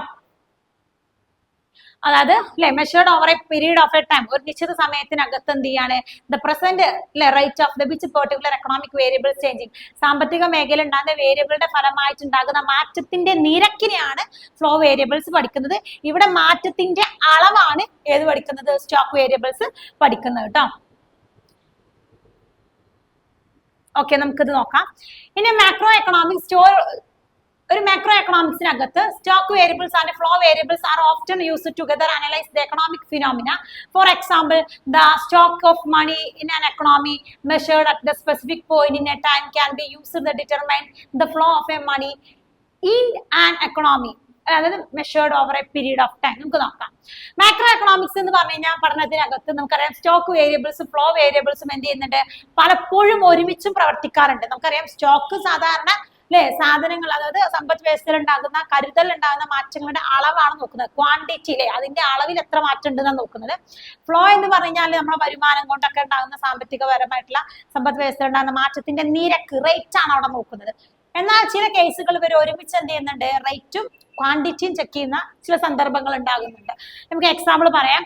The stock of a money in a economy, ഒരു സമ്പദ് വ്യവസ്ഥയിലെ കരുതൽ പണം എന്ത് ചെയ്യുന്നുണ്ട് അല്ലെ, അതായത് measured at a specific point of time can be use in the determine of the flow of money in can economy. നമുക്കറിയാം, നമ്മൾ പറഞ്ഞിട്ടുണ്ടായിരുന്നു പണം നമ്മൾക്ക് എവിടെ അളക്കുക, ഇൻകം വരുമാനമൊക്കെ നമ്മൾ നോക്കുക അല്ലെ, വരുമാനത്തിൽ ഉണ്ടാകുന്ന മാറ്റങ്ങൾ സമ്പദ് വ്യവസ്ഥയിലെ വേരിയബിളിൽ ഉണ്ടാകുന്ന മാറ്റത്തിന്റെ റേറ്റ് നമ്മൾ ഫ്ലോ വേരിയബിൾ ആണ് നോക്കുന്നത്. അപ്പോൾ വരുമാനത്തിൽ ഉണ്ടാകുന്ന മാറ്റങ്ങൾ അല്ലെ, ഇവയൊക്കെ ഈ സമയങ്ങളിൽ എന്ത് ചെയ്യുന്നുണ്ട് അല്ലെ, the stock of the capital goods in economy, അതായത് ഒരു സമ്പദ് വ്യവസ്ഥയിൽ എന്ത് ചെയ്യുന്നുണ്ട്, സമ്പദ് വ്യവസ്ഥയിൽ ഉണ്ടാകുന്ന മൂലധന സ്റ്റോക്കുകൾ, ക്യാപിറ്റൽ മൂലധന കരുതൽ ഉണ്ടാവും, കരുതൽ മൂലധനം അല്ലെ, അതുപോലെ തന്നെ അല്ലെ കരുതൽ പണം, ഇവയൊക്കെ തമ്മിൽ എന്ത് ചെയ്യുന്നുണ്ട്, ചില സാഹചര്യങ്ങൾ ഒരുമിച്ച് പ്രവർത്തിക്കുന്നുണ്ട്. മാത്രമല്ല the distinction between the stock and flow variables are important in the macro economics because it help economics to understand how the economy is changing over time. For example, changes in the stock of economy in an economy can be used to analyse the flow of money through the economy over a period of time. Similarly, the changes in the stock capital in goods and economy can be used to analyze the flow and investment of over time. നമുക്കറിയാം എന്തിനാണ് നമ്മൾ ഈ variables പഠിക്കുന്നത്, സമ്പദ് വ്യവസ്ഥയിൽ ഉണ്ടാകുന്ന മാറ്റങ്ങൾ, ഏറ്റക്കുറച്ച്, അതിന്റെ വളർച്ച താഴ്ചകളിലൊക്കെ അതിന്റെ അളവുകൾ, അതിന്റെ നിരക്കുകളാണ് നമ്മൾ ഇതിലൂടെ പഠിക്കുന്നത്. അതുപോലെ അത് സ്റ്റോക്ക് ആൻഡ് ഫ്ലോ വേരിയബിൾസിനകത്ത് പഠിക്കുന്നത്. നമുക്കറിയാം സമ്പദ് വ്യവസ്ഥയിൽ ഉണ്ടാകുന്ന വ്യത്യസ്ത ഘടകങ്ങൾ മൂലം സമ്പദ് വ്യവസ്ഥയിൽ ഉണ്ടാകുന്ന മാറ്റത്തിന്റെ അളവ് സ്റ്റോക്ക് വേരിയബിൾസിൽ പഠിക്കുന്നുണ്ട്. നമുക്കറിയാം, അപ്പൊ നമ്മൾ ഓരോ ബാങ്കുകളും നിശ്ചിത പണം എന്ത് ചെയ്യുന്നുണ്ട്, അവർ കരുതി വെക്കുന്നുണ്ട്. നമുക്കറിയാം നമ്മുടെ രാജ്യം എന്ത് ചെയ്യുന്നുണ്ട്, വിദേശ രാജ്യങ്ങളിൽ ഒരു സ്വർണം അല്ലെ റിസർവ് ചെയ്യുന്നുണ്ട്, കരുതി വെക്കുന്നുണ്ട് അല്ലെ, തുടങ്ങിയ നമ്മൾ ഒരു ശേഖരിക്കുന്ന വസ്തുക്കൾ അല്ലെ, സമ്പദ് വളർച്ചയിൽ ഉണ്ടാകുന്ന ഏറ്റക്കുറച്ചിന്റെ ഭാഗമായിട്ട് അതിൽ വരുന്ന അളവുകൾ, അതിൽ വരുന്ന മാറ്റത്തിന്റെ അളവുകളാണ് നമ്മൾ സ്റ്റോക്ക് വേരിയബിൾസിൽ പഠിക്കുന്നത്. ഫ്ലോ വേരിയബിൾസിൽ നമ്മളെ വരുമാനം പോലെയുള്ള കാര്യങ്ങൾ അല്ലെ, അത് മൂലമുണ്ടാകുന്ന അതിലുണ്ടാകുന്ന വ്യത്യാസങ്ങൾ അല്ലെങ്കിൽ അത് സമ്പദ് വ്യവസ്ഥയിലെ മൊത്തം സമ്പദ് വ്യവസ്ഥയിൽ എത്രത്തോളം ബാധിക്കുന്നതിന്റെ നിരക്ക്, റേറ്റ് ആണ് അവിടെ നോക്കുന്നത്. ഒരിടത്ത് റേറ്റ് ആണ്, മറ്റൊരിടത്ത് സ്റ്റോക്ക് ക്വാണ്ടിറ്റി ആണ്. ക്വാണ്ടിറ്റി നോക്കുന്നത് സ്റ്റോക്ക് വേരിയബിൾ ആണ്, റേറ്റ് നോക്കുന്നത് ഫ്ലോ വേരിയബിൾ ആണ് കേട്ടോ. ഇനിയാണ് എക്സോജീനിയസ് ആൻഡ് എൻഡോജീനിയസ് വേരിയബിൾ എന്ന് പറയുന്നത്. അതായത് നമ്മളെ സമ്പദ് വ്യവസ്ഥയെ ബാധിക്കുന്ന നിരവധി ഘടകങ്ങളുണ്ട്. നമുക്കറിയാം, ഒന്നും പ്രതീക്ഷിക്കാതെ പെട്ടെന്ന് നമ്മുടെ സമ്പദ് വ്യവസ്ഥയെ ബാധിക്കുന്ന പല ഘടകങ്ങളുണ്ട്. നമുക്കറിയാം, പകർച്ചവ്യാധികളായിക്കോട്ടെ, പ്രകൃതി ദുരന്തങ്ങളായിക്കോട്ടെ, ഇതൊക്കെ എന്താണ് അല്ലെ, പെട്ടെന്ന് വരുന്ന സമ്പദ് വ്യവസ്ഥയുടെ ബാഹ്യ ഘടകങ്ങളാണ്, എക്സോജീനിയസ് ഫാക്ടേഴ്സ് ആണ് അല്ലെ, വേരിയബിൾസിന് ഉദാഹരണമാണ്. കാരണം നമുക്കറിയാം, അത് പ്രഡിക്റ്റ് ചെയ്യാൻ കഴിയൂല, നമുക്ക് മുൻകൂട്ടി ഇങ്ങനെ വരുന്നൊന്നും പറയാൻ പറ്റില്ല അല്ലെ, മുൻകൂട്ടി പറയാൻ കഴിയാത്ത അല്ലെ പ്രകൃതി പ്രക്ഷോഭങ്ങളോ അതുപോലെ തന്നെ പകർച്ചവ്യാധികൾ മൂലമൊക്കെ ഉണ്ടാകുന്ന സമ്പദ് വ്യവസ്ഥയിൽ ഉണ്ടാകുന്ന മാറ്റങ്ങളുടെ അല്ലെ, നിങ്ങൾക്കറിയാം കോവിഡ് വന്ന സമയത്ത് അല്ലെ, പെട്ടെന്ന് വന്ന സംഭവമായിരുന്നു, ഒരു പകർച്ചവ്യാധി ആയിരുന്നു, എന്ത് സ്പ്രെഡ് ഡിസീസ് ആയിരുന്നു കോവിഡ് എന്ന് പറയുന്നത്. ലോകരാജ്യങ്ങൾ എല്ലാ രാജ്യങ്ങളെയും ഒരുപാട് ഇമ്പാക്ട് ചെയ്ത് അല്ലെങ്കിൽ ഒരുപാട് അഫക്ട് ചെയ്തിട്ടുണ്ടായിരുന്ന ഒരു ക്രൈസിസ് ആണ് എന്ത് കോവിഡ് എന്ന് പറയുന്നത്. സോ ആ കോവിഡ് സമ്പദ് വ്യവസ്ഥയിലെ എല്ലാ മേഖലയും എന്തുണ്ടായിരുന്നു, തകർച്ചയാണ്, ഉയർച്ചയല്ല തകർച്ചയാണ് ഉണ്ടാക്കിയത്. ഒരുപാട് ആളുകളുടെ ജോലി ആയിക്കോട്ടെ. അപ്പോൾ ഈ ഒരുപാട് ആളുകൾ ജോലി കോവിഡിന്റെ സമയത്ത് അല്ലെ, ഒരുപാട് ആളുകൾക്ക് ജോലി ഇല്ലാതെ വീടുകളിൽ ഇരിക്കേണ്ടി വന്നിട്ടുണ്ടായിരുന്നു. അങ്ങനെ ആവുമ്പോൾ നമ്മുടെ മൊത്തം അല്ലെ സമ്പദ് വ്യവസ്ഥയെ എന്ത് ചെയ്യുന്നുണ്ട്, സാമ്പത്തിക തകർച്ച ഉണ്ടാക്കുന്നുണ്ട്, വരുമാനം കുറയുന്നുണ്ട്, നമ്മുടെ റിസർവ് അല്ലെ, നമ്മളെ കയ്യിലെ ആളുകൾക്ക് പണം ഇല്ലാന്നുണ്ടെങ്കിൽ നമ്മൾ കരുതി വെച്ച പണം എടുക്കേണ്ടി വരും അല്ലെ. നമ്മൾ അങ്ങനെയല്ലേ, നമ്മൾ വീട്ടിൽ നമ്മൾ ഉപയോഗിക്കുന്ന പണം കഴിഞ്ഞു കഴിഞ്ഞാൽ നമ്മൾ സൂക്ഷിച്ചു വെച്ച പണത്തിന് നിൽക്കേണ്ടി വരും. ഇതേപോലെ രാജ്യത്തിന്റെ പ്രവർത്തനങ്ങളെ ഏകോപിക്കാൻ വേണ്ടി അല്ലെങ്കിൽ രാജ്യത്തിന് തകരുകയാണെങ്കിൽ എന്ത് ചെയ്യും, നമ്മൾ ഈ റിസർവ് ചെയ്ത സ്വർണം, റിസർവ് ചെയ്ത പണക്ക് എന്ത് ചെയ്യേണ്ടി വരും, നമുക്ക് വീണ്ടും എക്കണോമിയിലേക്ക് ഇറക്കേണ്ടി വരും. അപ്പൊ രാജ്യം അവിടെ എന്ത് ചെയ്യാനേ, വീണ്ടും റിസർവ് ചെയ്യാനും റിസോഴ്സ് ഇല്ലെങ്കിൽ എന്താണ്, തകരും. അപ്പോ ഇത്തരത്തിലുള്ള എക്സോജീനിയസ് ആൻഡ് എൻഡോജീനിയസ് വേരിയബിൾസ് ആണ് നമ്മൾ ഇതിനകത്ത് പഠിക്കുന്നത്, മാക്രോ എക്കണോമിക്സിനകത്ത് പഠിക്കുന്നത്. നമുക്ക് നോക്കാം. ഇൻ മാക്രോ എക്കണോമിക്സിൽ exogenous and endogenous variables are 2 important type of economic variables that used to explain the changes in the economy. നമ്മൾ സ്റ്റോക്ക് ആൻഡ് ഫ്ലോയിൽ എന്താ നോക്കിയത്, എക്കണോമിയിൽ വരുന്ന മാറ്റങ്ങളുടെ അളവുകളും റേറ്റുകളാണ് നോക്കിയത്. ഇവിടെ എക്കണോമിയിൽ വരുന്ന മാറ്റങ്ങൾ എങ്ങനെയാണെന്നുള്ളതാണ് നോക്കുന്നത്. നമുക്ക് 2 തരത്തിൽ മാറ്റങ്ങൾ പറയാൻ കഴിയും. ഒന്ന് നമ്മൾ പർപ്പസ്ഫുള്ളി ചെയ്യുന്നത്, ഒന്ന് പ്രതീക്ഷിക്കാതെ വരുന്നത് അല്ലെ. നമുക്ക് നോക്കാം. Exogenous variables are external factors that affect the economy but are not directly influenced by it. നമുക്ക് നേരിട്ട് സ്വാധീനമില്ലാതെ ബാഹ്യ ഘടകങ്ങളാൽ അല്ലെ സമ്പദ് വ്യവസ്ഥയിൽ ഉണ്ടാകുന്ന മാറ്റങ്ങളാണ് നമ്മൾ എക്സോജീനിയസ് വേരിയബിൾസിന് ഉദാഹരണമായിട്ട് അല്ലെ, എക്സോജീനിയസ് വേരിയബിൾ എന്ന് പറയുന്നത്. അത് സമ്പദ് വ്യവസ്ഥയിൽ നമുക്ക് നേരിട്ട് സ്വാധീനമില്ലാതെ ബാഹ്യ ഘടകങ്ങളാൽ സംഭവിക്കുന്ന അല്ലെങ്കിൽ ഘടകങ്ങൾ കാരണം മൂലം സമ്പദ് വ്യവസ്ഥയിൽ ഉണ്ടാകുന്ന മാറ്റങ്ങളാണ് നമ്മൾ എക്സോജീനിയസ് വേരിയബിൾ എന്ന് പറയുന്നത് കേട്ടോ. നമുക്ക് അതിന് എക്സാമ്പിൾ പറയാൻ കഴിയും അല്ലെ. പ്രധാനമായിട്ട് ഗവൺമെന്റ് പെട്ടെന്ന് എടുക്കുന്ന തീരുമാനങ്ങൾ, അതുപോലെ തന്നെ നാച്ചുറൽ ഡിസാസ്റ്റേഴ്സ്, പ്രകൃതി ദുരന്തങ്ങൾ, ടെക്നോളജിക്കൽ ഇന്നോവേഷൻസുകൾ അല്ലെ, സാങ്കേതിക നവീകരണങ്ങൾ എല്ലാം എന്ത് ചെയ്യുന്നുണ്ട് ഈ ഒരു അല്ലെ പ്രധാനമായിട്ടും നമുക്ക് എക്സോജീനിയസ് വേരിയബിളിന്റെ ഉദാഹരണം. കാരണം നമ്മൾ പ്രതീക്ഷിക്കാതെ ആയിരിക്കും അല്ലെ, പെട്ടെന്ന് ഒരു കോവിഡ് പോലെയുള്ള അല്ലെ ഒരു ഡിസീസ്, സ്പ്രെഡ് ഡിസീസ് വന്നു കഴിഞ്ഞാൽ സമ്പദ് വ്യവസ്ഥ തകരും അല്ലെ. ഒബ്വിയസ്ലി എല്ലാ സമ്പദ് വ്യവസ്ഥയും എന്ത് ചെയ്യുന്നുണ്ട്, തകരുന്നുണ്ട്. നമ്മളൊക്കെ അതിന് വിറ്റ്നസ് ആയുള്ള ദൃക്സാക്ഷികളായുള്ള ആളുകളാണ്. അപ്പൊ അങ്ങനെ ആകുമ്പോൾ രാജ്യം എന്ത് ചെയ്യും, കരുതി വെച്ച സാധനങ്ങൾ എന്ത് ചെയ്യും, വിപണിയിലേക്ക് ഇറക്കേണ്ടി വരും. കാരണം ആളുകളെ അല്ലെ, നമുക്കറിയാം ആളുകളെ നോക്കേണ്ടത് ആരുടെ കടമയാണ്, ഗവൺമെന്റിന്റെ കടമയാണ്. ഗവൺമെന്റ് എന്താ ചെയ്യുന്നത്, ആളുകളുടെ വെൽഫെയർ ആണ്. ഏതൊരു ഗവൺമെന്റിന്റെ ലക്ഷ്യം എന്താണ്, ജനക്ഷേമമാണ്. സോ ജനങ്ങളെ നോക്കണം എന്നുണ്ടെങ്കിൽ പിന്നെ എന്ത് ചെയ്യും, ഈ റിസർവ് ചെയ്ത കരുതി വെച്ച പണം, കരുതി വെച്ച ഗോൾഡ് ഒക്കെ എന്ത് ചെയ്യേണ്ടി വരും, യൂസ് ചെയ്യേണ്ടി വരും അല്ലെ. അപ്പോൾ നമുക്കറിയാം ഇങ്ങനെയുള്ള നാച്ചുറൽ ഡിസാസ്റ്റേഴ്സ്, പ്രകൃതി ദുരന്തങ്ങൾ അല്ലെ, പ്രധാനമായിട്ടും പെട്ടെന്നുണ്ടാകുന്ന ഗവൺമെന്റ് തീരുമാനങ്ങൾ, ടെക്നോളജിക്കൽ ഇന്നോവേഷൻസ്, സാങ്കേതിക വിദ്യയിൽ ഉണ്ടാകുന്ന മാറ്റങ്ങളൊക്കെ എന്ത് ചെയ്യുന്ന കാരണമാണ്, എക്സോജീനിയസ് വേരിയബിളിന് ഉദാഹരണമാണ്. These variables are often unpredictable and can have significant impact on the economy. ഇവയൊന്നും എന്തല്ല, അൺപ്രഡിക്റ്റബിൾ ആണ്. അൺപ്രഡിക്റ്റബിൾ ഒട്ടും എന്തല്ല അല്ലെ, മുൻകൂട്ടിയുള്ള കാര്യങ്ങളല്ല അല്ലെ. പ്രധാനമായിട്ടും പ്രകൃതി ദുരന്തങ്ങളോ പകർച്ചവ്യാധികളൊക്കെ എന്താണ് പ്രഡിക്ട് ചെയ്യാൻ പറ്റണോ, ഇല്ല. സാങ്കേതിക വിദ്യയിൽ ഉണ്ടാകുന്ന തകർച്ചകളൊന്നും നമുക്ക് എന്ത് ചെയ്യാൻ പറ്റൂല അല്ലെ, നമുക്കത് പ്രഡിക്ട് ചെയ്യാൻ കഴിയൂല. അതുപോലെ ഗവൺമെന്റ് പോളിസികൾ കൊണ്ടുവന്നതിലൂടെ അതിന്റെ ഫലമായിട്ടുണ്ടാകുന്ന പ്രഡിക്ട് ചെയ്യാൻ കഴിയില്ല. ഇത്തരത്തിലുള്ള കാര്യങ്ങളാണ് നമ്മൾ ഇത്തരത്തിലുള്ള ഘടകങ്ങൾ സമ്പദ് വ്യവസ്ഥയിൽ ഉണ്ടാക്കുന്ന മാറ്റങ്ങളെയാണ് നമ്മൾ എക്സോജീനിയസ് വേരിയബിൾ എന്ന് പറയുന്നത്. ഇനി എൻഡോജീനിയസ് വേരിയബിൾ എന്ന് പറഞ്ഞാൽ internal factors that directly influenced by economy.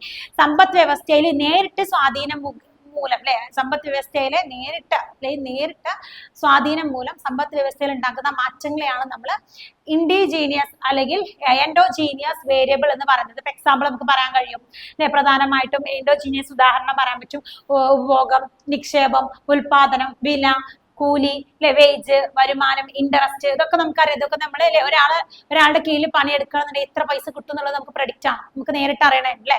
ഇത്തരത്തിൽ സമ്പദ് വ്യവസ്ഥയിൽ ഉണ്ടാകുന്ന മാറ്റങ്ങളാണ് നമ്മൾ എൻഡോജീനിയസ് വേരിയബിൾ എന്ന് പറയുന്നത് കേട്ടോ. നേരിട്ട് വരുന്നത്, ഒന്ന് അൺപ്രഡിക്റ്റ് ആയിട്ട് വരുന്നത് കേട്ടോ. അതിനെ ഉദാഹരണം നമുക്കറിയാം പ്രകൃതി ദുരന്തങ്ങൾ അല്ലെ തുടങ്ങിയ കാര്യങ്ങൾ, ടെക്നോളജിയിൽ ഉണ്ടാകുന്ന ഏറ്റക്കുറച്ചിലുകളൊക്കെ അതിനൊരു ഉദാഹരണം. ഇതിലെന്താണ് നമുക്ക് പറയാം അല്ലെ, ഉൽപാദനം, അതുപോലെ തന്നെ ഉപഭോഗം, വേജ്, ഇൻവെസ്റ്റ്മെന്റ്, ഇൻട്രസ്റ്റ് തുടങ്ങിയ കാര്യങ്ങളാണ് അതിൽ വരുന്നത് കേട്ടോ. അതോടൊപ്പം തന്നെ these variables are influenced by the other economic factors can be predicted using to economic model. The distinction between the endogenous and exogenous variables are important in the macro economics. ഇതെന്താണ് help ചെയ്യുന്നത്, economics to understand how different factors contributed to the economic growth and development. സാമ്പത്തിക വളർച്ചയെ അല്ലെങ്കിൽ സാമ്പത്തിക വികസനത്തിൽ ഏതെല്ലാം ഘടകം എത്രത്തോളം അല്ലെ സാമ്പത്തിക മേഖലയിൽ പ്രവർത്തിക്കൂ എന്ന ആ മാറ്റം തിരിച്ചറിയാൻ നമുക്ക് ഈ രണ്ട് വേരിയബിൾസ് സഹായകമാണ്. കാരണം ഇവിടെ നമ്മൾ പഠിക്കുന്നത് സമ്പദ് വ്യവസ്ഥയിൽ ഉണ്ടാകുന്ന മാറ്റങ്ങളാണ്. ഒന്ന് അല്ലെ പ്രതീക്ഷിക്കാതെയും ഒന്ന് പ്രതീക്ഷിച്ചുകൊണ്ടുണ്ടാകുന്ന മാറ്റങ്ങളാണ് നമ്മൾ ഇവിടെ പഠിക്കുന്നത് കേട്ടോ അല്ലെ. ഓക്കെ, ഇനി നെക്സ്റ്റ് നമുക്ക് ഡിപ്പെൻഡന്റ് ആണ് ഇൻഡിപെൻഡന്റ് വേരിയബിൾസ് ആണ്. എന്താണ് ഡിപ്പെൻഡന്റ് വേരിയബിൾ, എന്താണ് ഇൻഡിപെൻഡന്റ് വേരിയബിൾ നോക്കാം. നമുക്കറിയാം മാക്രോ എക്കണോമിക്സിനകത്ത് dependent variable and independent variables have a similar meaning, their definition and statical analysis. രണ്ടിനും എന്താ ഒരുപോലെയുള്ള അർത്ഥങ്ങളുള്ള രണ്ട് വേരിയബിൾസ് ആണ് ഡിപ്പെൻഡന്റ് ആൻഡ് ഇൻഡിപെൻഡന്റ് എന്ന് പറയുന്നത്. നമുക്കറിയാം the dependent variable in economics is one of economic outcome or variable that is being the study or measured. It is the variable that be affected by the changes to other variables in the study, such as the independent variable. For example, in a study of the effect of the industry consumer spending, the consumer spending would be to dependent variable. നമ്മൾ അല്ലെ പ്രധാനമായിട്ട് സമ്പദ് വ്യവസ്ഥയെ ആശ്രയിക്കുന്ന ഘടകങ്ങളുണ്ട്, ആശ്രയിക്കാത്ത ഘടകങ്ങളുണ്ട്. ഇതാണ് ശരിക്കും ഡിപ്പെൻഡന്റ് ആൻഡ് ഇൻഡിപെൻഡന്റ് വേരിയബിൾസ് എന്നതുകൊണ്ട് ഉദ്ദേശിക്കുന്നത് കേട്ടോ. Dependent variables in economics of the economic outcome, സമ്പദ് വ്യവസ്ഥയിൽ എത്രത്തോളം പുറത്തേക്ക്, എന്താ പുറത്തേക്കുള്ളത് അല്ലെ നമ്മളെ വരുമാന സാമ്പത്തിക വളർച്ച, especially or variable that is being study or measured. നമ്മൾ ഓൾറെഡി പഠിച്ചിട്ടുണ്ടായിരുന്നു സമ്പദ് വ്യവസ്ഥയിലെ അളവുകളും മാറ്റങ്ങളൊക്കെ നമ്മൾ പഠിക്കുമല്ലോ. അത് എത്രത്തോളം ആശ്രയിക്കുന്നുണ്ട്, എത്രത്തോളം ആശ്രയിക്കുന്നില്ല എന്നല്ല ഡിപ്പെൻഡന്റ് ആൻഡ് ഇൻഡിപെൻഡന്റ് ബേസിസിൽ വരുന്ന കൺസെപ്റ്റ് ആണ് ഏത് അല്ലെ ഈ ഒരു independent and dependent variable എന്ന് പറയുന്നത് കേട്ടോ. The independent variable in economics, that variable that is being manipulated or controlled in a study observe its effect on the dependent variable. It is the variable, അതായത് independent variable സ്വതന്ത്ര variable എന്ന് പറയുന്നത് എന്താണ്? എക്കണോമിക്സിൽ variable that is being manipulated and control in to the study and observed of the effect of the dependent variable. അതായത് dependent വേരിയബിളിനെ ബാധിക്കുന്ന അല്ലെങ്കിൽ ഡിപ്പെൻഡന്റ് വേരിയബിളുമായി ബന്ധപ്പെട്ടിട്ടുള്ള ഒരു കൺസെപ്റ്റ് തന്നെയാണ് എന്ത്? ഇൻഡിപെൻഡന്റ് വേരിയബിൾ എന്ന് പറയുന്നത് അല്ലെ. പ്രധാനമായിട്ടും ഇത് എന്തിനാണ്? നമുക്കറിയാം നമ്മുടെ സമ്പദ് വ്യവസ്ഥയിൽ എത്രത്തോളം അല്ലെ സാമ്പത്തിക വളർച്ചയിൽ ഉണ്ടാകുന്ന മാറ്റങ്ങൾ, ഏറ്റക്കുറച്ചിലുകൾ, അതിന്റെ മീനിങ് ഫുൾ, അതായത് സമ്പദ് വ്യവസ്ഥയിലെ ഫലങ്ങൾ, ഇതൊക്കെ മനസ്സിലാക്കാൻ നമുക്ക് എന്ത് കാരണമാകും? ഡിപ്പെൻഡന്റ് ആൻഡ് ഇൻഡിപെൻഡന്റ് വേരിയബിൾസ് മനസ്സിലാകുന്നുണ്ട് കേട്ടോ. ഇനി എന്താണ് സർക്കുലർ ഫ്ലോ എന്ന് പറയുന്നത്? 2 സെക്ടേഴ്സ്. എന്താണ് circular? It's very important factor ആണ് കേട്ടോ. നമുക്കറിയാം നമ്മുടെ സിലബസിനകത്ത് വരുന്ന ഒരു പ്രധാനപ്പെട്ട ഇമ്പോർട്ടന്റ് ഭാഗമാണ് ഇത് സർക്കുലർ ഫ്ലോ അല്ലെങ്കിൽ 2 സെക്ടേഴ്സ് എന്ന് പറയുന്നത്. The circular flow of income is another important macroeconomic concept ആണ്. It is a simplified model that shows how money flow through an economy. In this model there are 2 sectors, household and firms. Household ഒരു circular flow എന്ന് പറയുന്നത് എന്തിന്റെ ബേസിലാണ്? Income ബേസിലാണ്. വരുമാനത്തിന്റെ അടിസ്ഥാനത്തിൽ അല്ലെ, വരുമാനത്തിന്റെ അടിസ്ഥാനത്തിൽ വരുന്ന ഒരു അല്ലെ ചാക്രിക പ്രവാഹം, സൈക്ലിക്കൽ ഫ്ലോ ആണ്. സർക്കുലർ എന്ന് പറയുമ്പോൾ ചക്രം അല്ലെ, ചാക്രിക പ്രവാഹം അല്ലെങ്കിൽ സർക്കുലർ ഫ്ലോ ആണ് എന്ത് നമ്മളുടെ ഈ ഒരു 2 സെക്ടേഴ്സിൽ വരുന്നത്. പ്രധാനമായിട്ടും ഏതാണ് ആ 2 സെക്ടേഴ്സ്? അതാണ് ഒന്ന് ഹൗസ് ഹോൾഡ്, ഒന്ന് ഫേംസ്. ഫേംസ് പറഞ്ഞാൽ സ്ഥാപനങ്ങൾ, ബിസിനസ്, കച്ചവടക്കാര്, ഒന്ന് അല്ലെ കുടുംബങ്ങൾ. ഓക്കെ, നമുക്ക് നോക്കാം ഇതിൽ എന്താണ് നമ്മൾ ഈ ഒരു ചാക്രിക പ്രവാഹത്തിനകത്ത് പഠിക്കുന്നത്? How money flows through an economy. എങ്ങനെയാണ് പണം എക്കണോമിയിലേക്ക് പോകുന്നത് അല്ലെ, എങ്ങനെയാണ് പണം എക്കണോമിയിലേക്ക് പോകുന്നത് എന്നതിന്റെ ഒരു ചാക്രിക പ്രവാഹമാണ് നമ്മൾ ഈ ഒരു സൈക്ലിക്കൽ ഫ്ലോ അല്ലെങ്കിൽ സർക്കുലർ ഫ്ലോ അല്ലെ എന്ന് പറയുന്നത്. Household supply labour to firms. അതായത് എങ്ങനെ ചെയ്യുന്നത്?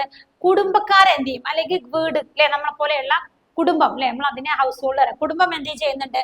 Supply labour to firms. തൊഴിലാളികളെ കച്ചവടക്കാർക്ക് കൊടുക്കും. കുടുംബക്കാര് തൊഴിലാളികളെ കച്ചവടക്കാർക്ക് കൊടുക്കും. And receive the income and return. തൊഴിലാളികൾക്ക് കൊടുക്കും, അതായത് കുടുംബക്കാരെ, അതായത് നമ്മൾ വീടുകൾ അല്ലെ, ഹൗസ് ഹോൾഡ് എന്ത് ചെയ്യും? അവിടെ അപ്പുറത്ത് ബിസിനസ്സും ഉണ്ട്. ഓക്കെ, ഞാൻ 2 കഴിയുടെ ഉദാഹരണം എടുക്കാം. ഇത് ഹൗസ് ഹോൾഡ് ആണ്, ഇത് നമ്മുടെ ഫേംസുകളാണ്, ഇത് കച്ചവട സ്ഥാപനങ്ങളും, ഇത് കുടുംബങ്ങളാണ്. കുടുംബങ്ങൾ എന്ത് ചെയ്യാണ്? തൊഴിലാളികളെ അല്ലെ, തൊഴിലാളികളും ആണല്ലോ ഏതൊരു ബിസിനസ്സിൽ കച്ചവടത്തിൽ വർക്ക് ചെയ്യാൻ തൊഴിലാളികൾ വേണം. അപ്പൊ എന്ത് ചെയ്യും അല്ലെ, ഇവരിവിടെ കൊടുക്കും, തൊഴിലാളികളെ കൊടുക്കും. ഈ തൊഴിലാളികളെ കിട്ടുമ്പോൾ തൊഴിലാളികൾ കൂലി എടുക്കുന്നതിന് അവർക്ക് എന്തുണ്ടാവും? ഒരു വരുമാനം കിട്ടും. കിട്ടൂലേ? കിട്ടും അല്ലെ, നമ്മൾ വരുമാനം കിട്ടും. മാത്രമല്ല നമ്മൾ എന്ത് ചെയ്യും? വരുമാനം കിട്ടിക്കഴിഞ്ഞു കഴിഞ്ഞാൽ പിന്നെ നമ്മൾ എന്താ ചെയ്യുന്നത് അല്ലെ? Firms use labor and other inputs to provide the household to produce the goods and services. അതായത് നമ്മൾ തൊഴിലാളികളെ കൊടുത്തു, തൊഴിലാളികൾക്ക് കൊടുക്കുന്ന വേജ് നമുക്ക് വരുമാനമായിട്ട് കിട്ടിക്കഴിഞ്ഞിട്ട് എന്ത് ചെയ്യും?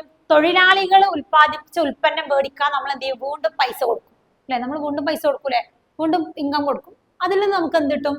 ഉൽപ്പന്നങ്ങൾ കിട്ടും.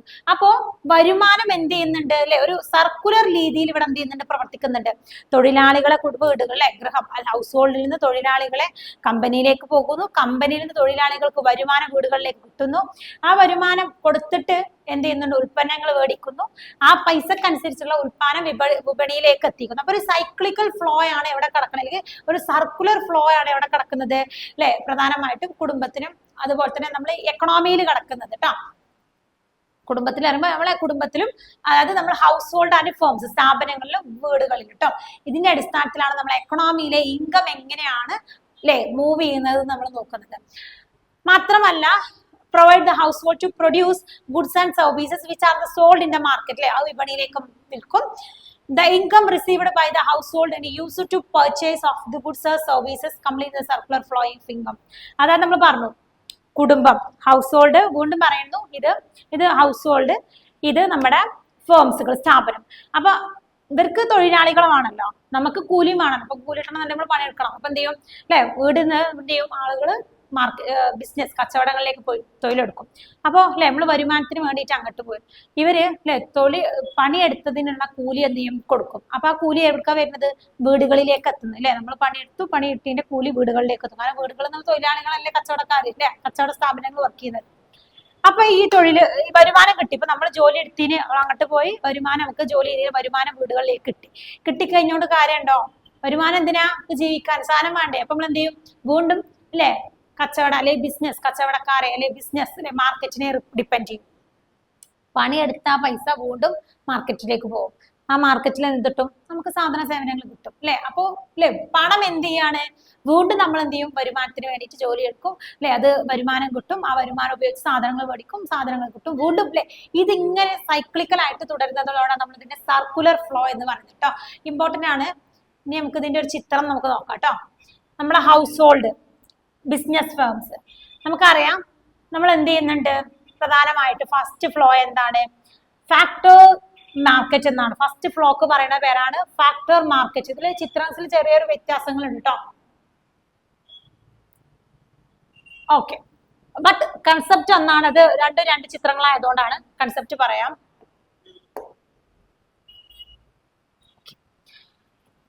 ഇതാണ് നമ്മളെ ഹൗസ് ഹോൾഡ്, ഇതാണ് നമ്മൾ നേരത്തെ പറഞ്ഞ ബിസിനസ് അല്ലെ, കച്ചവട സ്ഥാപനങ്ങളും വീടുകളും. ഇവിടുന്ന് എന്താ പോകുന്നത്? ഹൗസ് ഹോൾഡിൽ നിന്ന് ആദ്യം എന്താ പോകുന്നത്? ഫാക്ടർ മാർക്കറ്റ്സുകളാണ് അല്ലെ. പ്രധാനമായിട്ട് ഫാക്ടർ മാർക്കറ്റുകളാണ് പോകുന്നത്. നമുക്ക് നോക്കാം. ആദ്യം എന്ത് ചെയ്യും അല്ലെ? വീടുകളിൽ നിന്ന് തൊഴിലാളികൾ മാത്രമല്ല കേട്ടോ. നമ്മൾ എന്തൊക്കെ ഫാക്ടർ സർവീസ് ആണ് ഫസ്റ്റ്. അതോടെ ഫാക്ടർ മാർക്കറ്റ് എന്ന് പറയുന്നത് ഫസ്റ്റ് അത് വീടുകളിൽ നിന്ന് ആദ്യം കച്ചവട സ്ഥാപനങ്ങളിലേക്ക് പോകുന്ന അല്ലെ, അതിന് നമ്മൾ ഫാക്ടർ മാർക്കറ്റ് എന്ന് പറയാം. അതിനകത്ത് തൊഴിൽ വരും, ലാൻഡ് വരും, ക്യാപിറ്റൽ വരും, എന്റർപ്രണർഷിപ്പ് കൊടുക്കും. അതായത് വെറും തൊഴിലാളികൾ മാത്രമല്ല കച്ചവടം. ചില ആളുകൾക്ക് കച്ചവടം ചെയ്യാൻ വേണ്ടിയിട്ട് നമ്മൾ എന്ത് ചെയ്യും? സ്ഥലം കൊടുക്കും. ചില ആളുകൾക്ക് നമ്മൾ കച്ചവടം ചെയ്യാൻ വേണ്ടിയിട്ട് എന്ത് ചെയ്യും? പൈസ കൊടുക്കും, ക്യാപിറ്റൽ കൊടുക്കും അല്ലെ. ചില ആളുകളുടെ സംരംഭങ്ങളിൽ നമ്മൾ പങ്കാളികളാവും, എന്റർപ്രണർ ആവും. അപ്പൊ നമ്മൾ എന്ത് ചെയ്യും? ഫസ്റ്റ് നമ്മൾ എന്ത് ചെയ്യും അല്ലെ? കമ്പനീസുകളിലേക്ക് ഫാക്ടർ മാർക്കറ്റ് ചെയ്യും. അതായത് ലാൻഡ്, ലേബർ, ക്യാപിറ്റൽ, എന്റർപ്രണർഷിപ്പ് തുടങ്ങിയ കാര്യങ്ങൾ. അതിന് റിട്ടേൺസ് ആയിട്ട് നമുക്ക് എന്ത് കിട്ടും? ഫാക്ടറിനുള്ള റിവാർഡ് കിട്ടും. അതായത് ഇപ്പൊ നമ്മൾ കൊടുത്തില്ലേ ഫാക്ടർ, ഇപ്പൊ നമ്മൾ ലാൻഡ് ആണ് കൊടുക്കണേ. നമ്മളിപ്പോ ഒരു കമ്പനിക്ക് അല്ലെ, ഒരു കമ്പനി തുടങ്ങാൻ വേണ്ടിയിട്ട് ഒരു കൂട്ടർക്ക് നമ്മൾ സ്ഥലം കൊടുത്തു കഴിഞ്ഞാൽ നമുക്ക് ആ സ്ഥലത്തിന് പകരമായിട്ട് അവർ എന്ത് തരും? എന്താ ഒരു സ്ഥലം കൊടുത്തു കഴിഞ്ഞാൽ നമുക്ക് എന്താ കിട്ടുക? റെന്റ്, വാടക തരും. നമ്മള് പണി എടുത്തിക്കണമെന്നുണ്ടെങ്കിൽ നമുക്ക് എന്താ കിട്ടുക? കൂലി കിട്ടും. നമ്മള് മൂലധനം, നമ്മള് ആ അല്ലെ കമ്പനിക്ക് ഇൻവെസ്റ്റ് ചെയ്യാനുള്ള ക്യാപിറ്റൽ കൊടുത്തിട്ടുണ്ടെങ്കിൽ ഇൻട്രസ്റ്റ് കിട്ടും. അതേപോലെ നമ്മൾ അതിൽ എന്റർപ്രണർഷിപ്പ്, നമ്മൾ അതിൽ പാർട്ട്ണറൈസ് അല്ലെങ്കിൽ അതിൽ ഷെയർ ചെയ്തിട്ടുണ്ടെങ്കിൽ നമുക്ക് അതിൽ നിന്ന് കിട്ടും, പ്രോഫിറ്റ് കിട്ടും.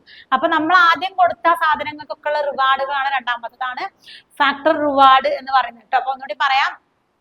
നേരത്തെ പറഞ്ഞതേപോലെ first one household, second one firms.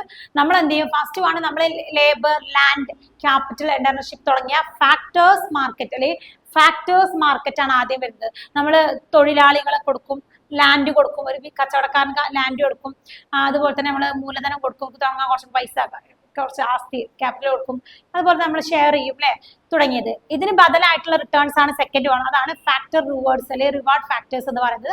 നമ്മൾ ഭൂമിയാണ് ഒരു കൂട്ടർക്ക് കച്ചവടം ചെയ്യാൻ കൊടുത്തിട്ടുണ്ടെങ്കിൽ നമുക്ക് റെന്റ് കിട്ടും, അതായത് വാടക കിട്ടും. നമ്മൾ പണിക്ക് അല്ലെ, നമ്മൾ അധ്വാനം കൊടുത്തിട്ടുണ്ടെങ്കിൽ നമുക്ക് അതിന് കൂലി, വേജ് ആയിട്ട് കിട്ടും. നമ്മൾ നിക്ഷേപിക്കണമെങ്കിൽ ക്യാപിറ്റൽ ആണ് കൊടുത്തിട്ടുണ്ടെങ്കിൽ നമുക്ക് അതിന് ഇൻട്രസ്റ്റ്, പലിശ ആയിട്ട് കിട്ടും. നമ്മൾ എന്റർപ്രണർഷിപ്പ് അല്ലെങ്കിൽ നമ്മൾ സംരംഭകരായിട്ടാണ് നിൽക്കുകയെന്നുണ്ടെങ്കിൽ നമുക്ക് എന്ത് കിട്ടും? പ്രോഫിറ്റ് കിട്ടും. അപ്പൊ റിവാർഡ്സ് ആണ് ഇതിൽ വരുന്നത്.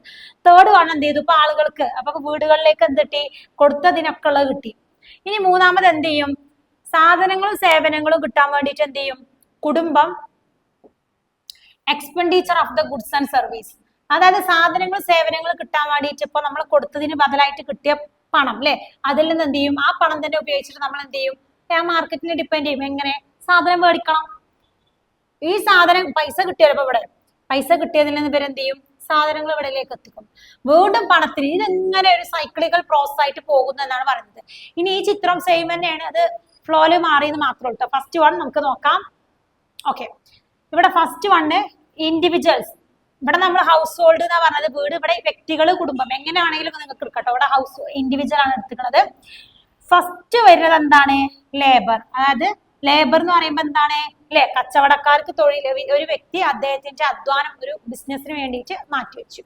അതിന് പകരമായിട്ട് പണിയെടുത്തോണ്ട് തന്നെ ഇവിടുന്ന് എന്ത് കിട്ടി? ഇൻകം, വരുമാനം കിട്ടി. ഈ ഇൻകം കിട്ടിയോണ്ട് മാത്രം കാര്യമുണ്ടോ? ഈ ഇൻകം ഉപയോഗിച്ചിട്ട് ചെലവഴിച്ചും കൊണ്ട് അയാൾ എന്ത് ചെയ്യുന്നു? സാധനം മേടിക്കാൻ നിൽക്കും. ഈ ഇൻകം കിട്ടുമ്പോൾ ഫേംസ് എന്ത് ചെയ്യും അല്ലെങ്കിൽ ബിസിനസ് എന്ത് ചെയ്യും? സാധനങ്ങളും സേവനങ്ങളും ഇയാളിലേക്ക് എത്തിക്കും. തുടങ്ങിയ ഒരു സൈക്ലിക്കൽ പ്രോസസ് ആണ് അല്ലെങ്കിൽ സൈക്ലിക്കൽ ഫാക്ടേഴ്സ് ആണ് ഇവിടെ നിലനിൽക്കുന്നത് നമ്മുടെ എക്കണോമിയിലെ 2 സെക്ടേഴ്സ് എന്ന് പറയുന്ന ഒരു ഭാഗത്ത് വരുന്നത് കേട്ടോ. 2 സെക്ടേഴ്സ് അല്ലെ പ്രധാനമായിട്ടും വരുന്നത്. അതായത് circular flow of the 2 sector model അല്ലെ. രണ്ട് സെക്ടർ മോഡലിലെ സർക്കുലർ ഫ്ലോ ഓഫ് ഇൻകം, വരുമാനത്തിന്റെ ഫ്ലോ ആണ് നമ്മൾ നോക്കുന്നത് കേട്ടോ. ഓക്കെ, ഇനി മോഡൽ എന്താണ് അസ്യൂം ചെയ്യുന്നത് എന്നുള്ളതാണ് ഇതിൽ വരുന്നത് കേട്ടോ. നമുക്ക് ജസ്റ്റ് ഒന്ന് എക്സ്പ്ലെയിൻ ചെയ്യാം. ഞാൻ ഓൾറെഡി പറഞ്ഞതാണ്, ഇനി റിപ്പീറ്റ് ചെയ്യേണ്ട ആവശ്യമൊന്നുമില്ല, ബട്ട് ഒന്നുകൂടി പറയാം. The models assume that house hold provide the resource such as the land, labor and entrepreneurship firms to exchange for the factors income such as the rent, wage, interest and profit, while the firms produce the goods and services sold to household and consumption. In the exchange they get expenditure made of the such goods and services by നമ്മൾ നേരത്തെ പറഞ്ഞ സാധനം തന്നെയാണ്. വീടുകൾ എന്ത് ചെയ്യും? Land, labour, അതുപോലെ തന്നെ ക്യാപിറ്റൽ, എന്റർപ്രൈനർഷിപ്പ് കമ്പനിക്ക് കൊടുക്കും. അതിൽ നിന്നുള്ള വരുമാനമായിട്ടുള്ള ലാൻഡില് എന്താ കൊടുക്കുക? റെന്റ് കിട്ടും. നമ്മൾ പണിയെടുക്കുകയെന്നുണ്ടെങ്കിൽ നമുക്ക് വേജ് കൂലിയ കിട്ടുക. ആൻഡ് നമുക്ക് നമ്മൾ ക്യാപിറ്റൽ അല്ലെ, നമ്മൾ ഇൻവെസ്റ്റ് ചെയ്തിക്കണേ അല്ലെങ്കിൽ നമ്മൾ മൂലധനം വെച്ചിട്ടുണ്ടെന്നുണ്ടെങ്കിൽ നമുക്ക് എന്ത് കിട്ടും? പലിശ കിട്ടും. നമ്മൾ എന്റർപ്രൈനർഷിപ്പ്, നമ്മൾ സംരംഭം ചെയ്തിട്ട് നമുക്ക് പ്രോഫിറ്റ് കിട്ടും. കിട്ടി. മൂന്നാമത് എന്ത് ചെയ്തു? അത് ഉപയോഗിച്ചിട്ട് എന്ത് ചെയ്യും? അല്ലെ, നമുക്ക് കിട്ടിയ പൈസ ഉപയോഗിച്ചിട്ട് നമ്മൾ എന്ത് ചെയ്യും? വീണ്ടും ആ കമ്പനിയുടെ സാധനങ്ങൾക്ക് വേണ്ടിയിട്ട് ഡിപ്പെൻഡ് ചെയ്യും. ഈ പണം കിട്ടിയ കമ്പനികൾ എന്ത് ചെയ്യും? ഇവർക്ക് സാധനം എത്തിക്കും. ഇതാണ് അതിൽ വരുന്നത് കേട്ടോ. ഇനി the circular flow of model household are the owners of the resource and they supply the resource to firms in the exchange for the income. ഇവിടെ ഓണേഴ്സ് ആരാ വരുന്നത്? ഹൗസ് ഹോൾഡ്, കുടുംബം അല്ലെങ്കിൽ വ്യക്തികളാണ് വരുന്നത് അല്ലെ. ഇവരെന്താണ്? ഇവരുടെ റിസോഴ്സുകൾ, ഇവരുടെ റിസോഴ്സ് ആണ് ലാൻഡ്, ലേബർ, അതുപോലെ തന്നെ ക്യാപിറ്റൽ, എന്റർപ്രണർഷിപ്പ്. ഇവരെന്ത് ചെയ്യുന്നുണ്ട്? ഈ ഇവരുടെ കയ്യിൽ, ഹൗസ് ഹോൾഡിന്റെ കയ്യിലുള്ള ഈ റിസോഴ്സുകൾ എന്ത് ചെയ്യും? ഇവര് കമ്പനികൾക്ക് കൊടുക്കുകയാണ്. ആ കമ്പനികൾ അത് സ്വീകരിച്ചിട്ട് അവരിൽ നിന്നുള്ള റിട്ടേൺസ് അല്ലെ, അവരിൽ റിവാർഡ്സുകൾ, അതിന്റെ പ്രതിഫലം കൊടുക്കും. തിരിച്ചു ഇവരെന്ത് ചെയ്യും? വീണ്ടും സാധനങ്ങൾക്ക് ഇവരെ ഡിപ്പെൻഡ് ചെയ്യും ആൻഡ് സാധനങ്ങൾ ഇവരിലേക്ക് എത്തിക്കും. ഇങ്ങനെയുള്ള ഒരു സൈക്ലിക്കൽ പ്രോസസ് അല്ലെങ്കിൽ ഒരു സർക്കുലർ ഫ്ലോ ആണ് ഇവിടെ കാണുന്നത് കേട്ടോ. ഓക്കെ, സെയിം സാധനം തന്നെയാണ് ഇവിടെ വരുന്നത്. എത്ര വായിച്ചു എഴുതി സ്ലൈഡ് കൊടുത്തു എന്ന് മാത്രം കേട്ടോ. നമ്മൾ ഒരു സമ്മറി ലെവലിലേക്ക് അല്ലെ. 2 sectors circular flow model assumes that there is no government or foreign sectors in the economy. നമ്മൾ ഈ 2 സെക്ടേഴ്സ് മോഡലിൽ നോക്കി, ഇവിടെ ഗവൺമെന്റോ മറ്റു മേഖലകളൊന്നും ഇല്ല. ഇവിടെ എന്താണ്? കുടുംബം, സ്ഥാപനം അല്ലെങ്കിൽ വ്യക്തികള്, സ്ഥാപനങ്ങൾ. ഇവിടെ ഗവൺമെന്റോ മറ്റു ഘടകങ്ങളോ ഒന്നും എന്തല്ല ഈ 2 സെക്ടർ സർക്കുലർ ഫ്ലോക്ക് അകത്ത് വരുന്നില്ല. മാത്രമല്ല it simplifies the complex interaction of the occupable between the household and firms. ഇവിടെ നമ്മൾ നോക്കുന്നത് ആര് തമ്മിലുള്ള വരുമാന കൈമാറ്റാണ് അല്ലെങ്കിൽ വരുമാനം ആരൊക്കെ തമ്മിൽ പങ്കിടുന്നതാണ് നോക്കുന്നത്? കുടുംബവും അല്ലെ, അതുപോലെ തന്നെ കച്ചവട സ്ഥാപനങ്ങളും തമ്മിൽ വരുമാനം പങ്കിടുന്നതിന്റെ ഒരു ചാക്രിക ചാർട്ട് അല്ലെങ്കിൽ ചാക്രിക പ്രവാഹമാണ് നമ്മൾ ഈ ഒരു സർക്കുലർ ഫ്ലോയിലൂടെ നോക്കിയത്. നമ്മൾ സമ്മറി ആയിട്ട് പറയുകയാണെങ്കിൽ circular flow model simple to the important of the tool use the macro economics to illustrate the interaction between the household and firms in economy. എങ്ങനെയാണ് കുടുംബങ്ങളും എങ്ങനെയാണ് കച്ചവട സ്ഥാപനങ്ങളും സാമ്പത്തിക മേഖലയിൽ, സമ്പദ് വ്യവസ്ഥയിൽ പ്രവർത്തിക്കുന്നു എന്നതിന്റെ ഒരു ചിത്രമാണ് നമ്മൾ യഥാർത്ഥത്തിൽ ഈ ഒരു circular flow of the 2 sectors എന്ന് പറയുന്ന ഈ ഭാഗത്ത് നോക്കിയത്. ഓക്കെ, ഇത്രയാണ് നമ്മൾ അതിൽ അകത്ത് വരുന്നത് കേട്ടോ. ഓക്കെ, അപ്പോൾ നമ്മൾ ഈ പാഠഭാഗത്ത് നമ്മൾ നോക്കിയത് മാക്രോ എക്കണോമിക്സിന്റെ അകത്ത് വരുന്ന കൺസെപ്റ്റുകൾ, മാക്രോ എക്കണോമിക്സിന്റെ അകത്ത് വരുന്ന വേരിയബിൾസ്, നമ്മൾ സ്റ്റോക്ക് ആൻഡ് ഫ്ലോ വേരിയബിൾസ്, അതുപോലെ തന്നെ exogenous and endogenous variables and dependent and independent variables and നമ്മൾ ഈ ഒരു 2 സെക്ടേഴ്സിന്റെ അല്ലെ especially circular flow of the 2 sectors especially എന്തിന്റെ ബേസിൽ? വരുമാനത്തിന്റെ അടിസ്ഥാനം, വരുമാനം പങ്കിടുന്നതിന്റെ അടിസ്ഥാനത്തിലുള്ള കുടുംബങ്ങളുടെയും സ്ഥാപനങ്ങളുടെയും അല്ലെ ആ ഒരു ഇന്ററാക്ഷനോടെ നമ്മൾ ഇതിൽ ഡിസ്കസ് ചെയ്തു. ഓക്കെ, ഇത്രയും നിങ്ങൾക്ക് മനസ്സിലായിട്ടുണ്ടെന്ന് വിശ്വസിക്കുന്നു. Thank you for watching. എന്തെങ്കിലും ഡൗട്ട്സുകൾ ഉണ്ടെങ്കിൽ നിങ്ങൾ എന്ത് ചെയ്യണം? അത് ചോദിച്ച് ക്ലിയർ ചെയ്യേണ്ടതാണ് കേട്ടോ.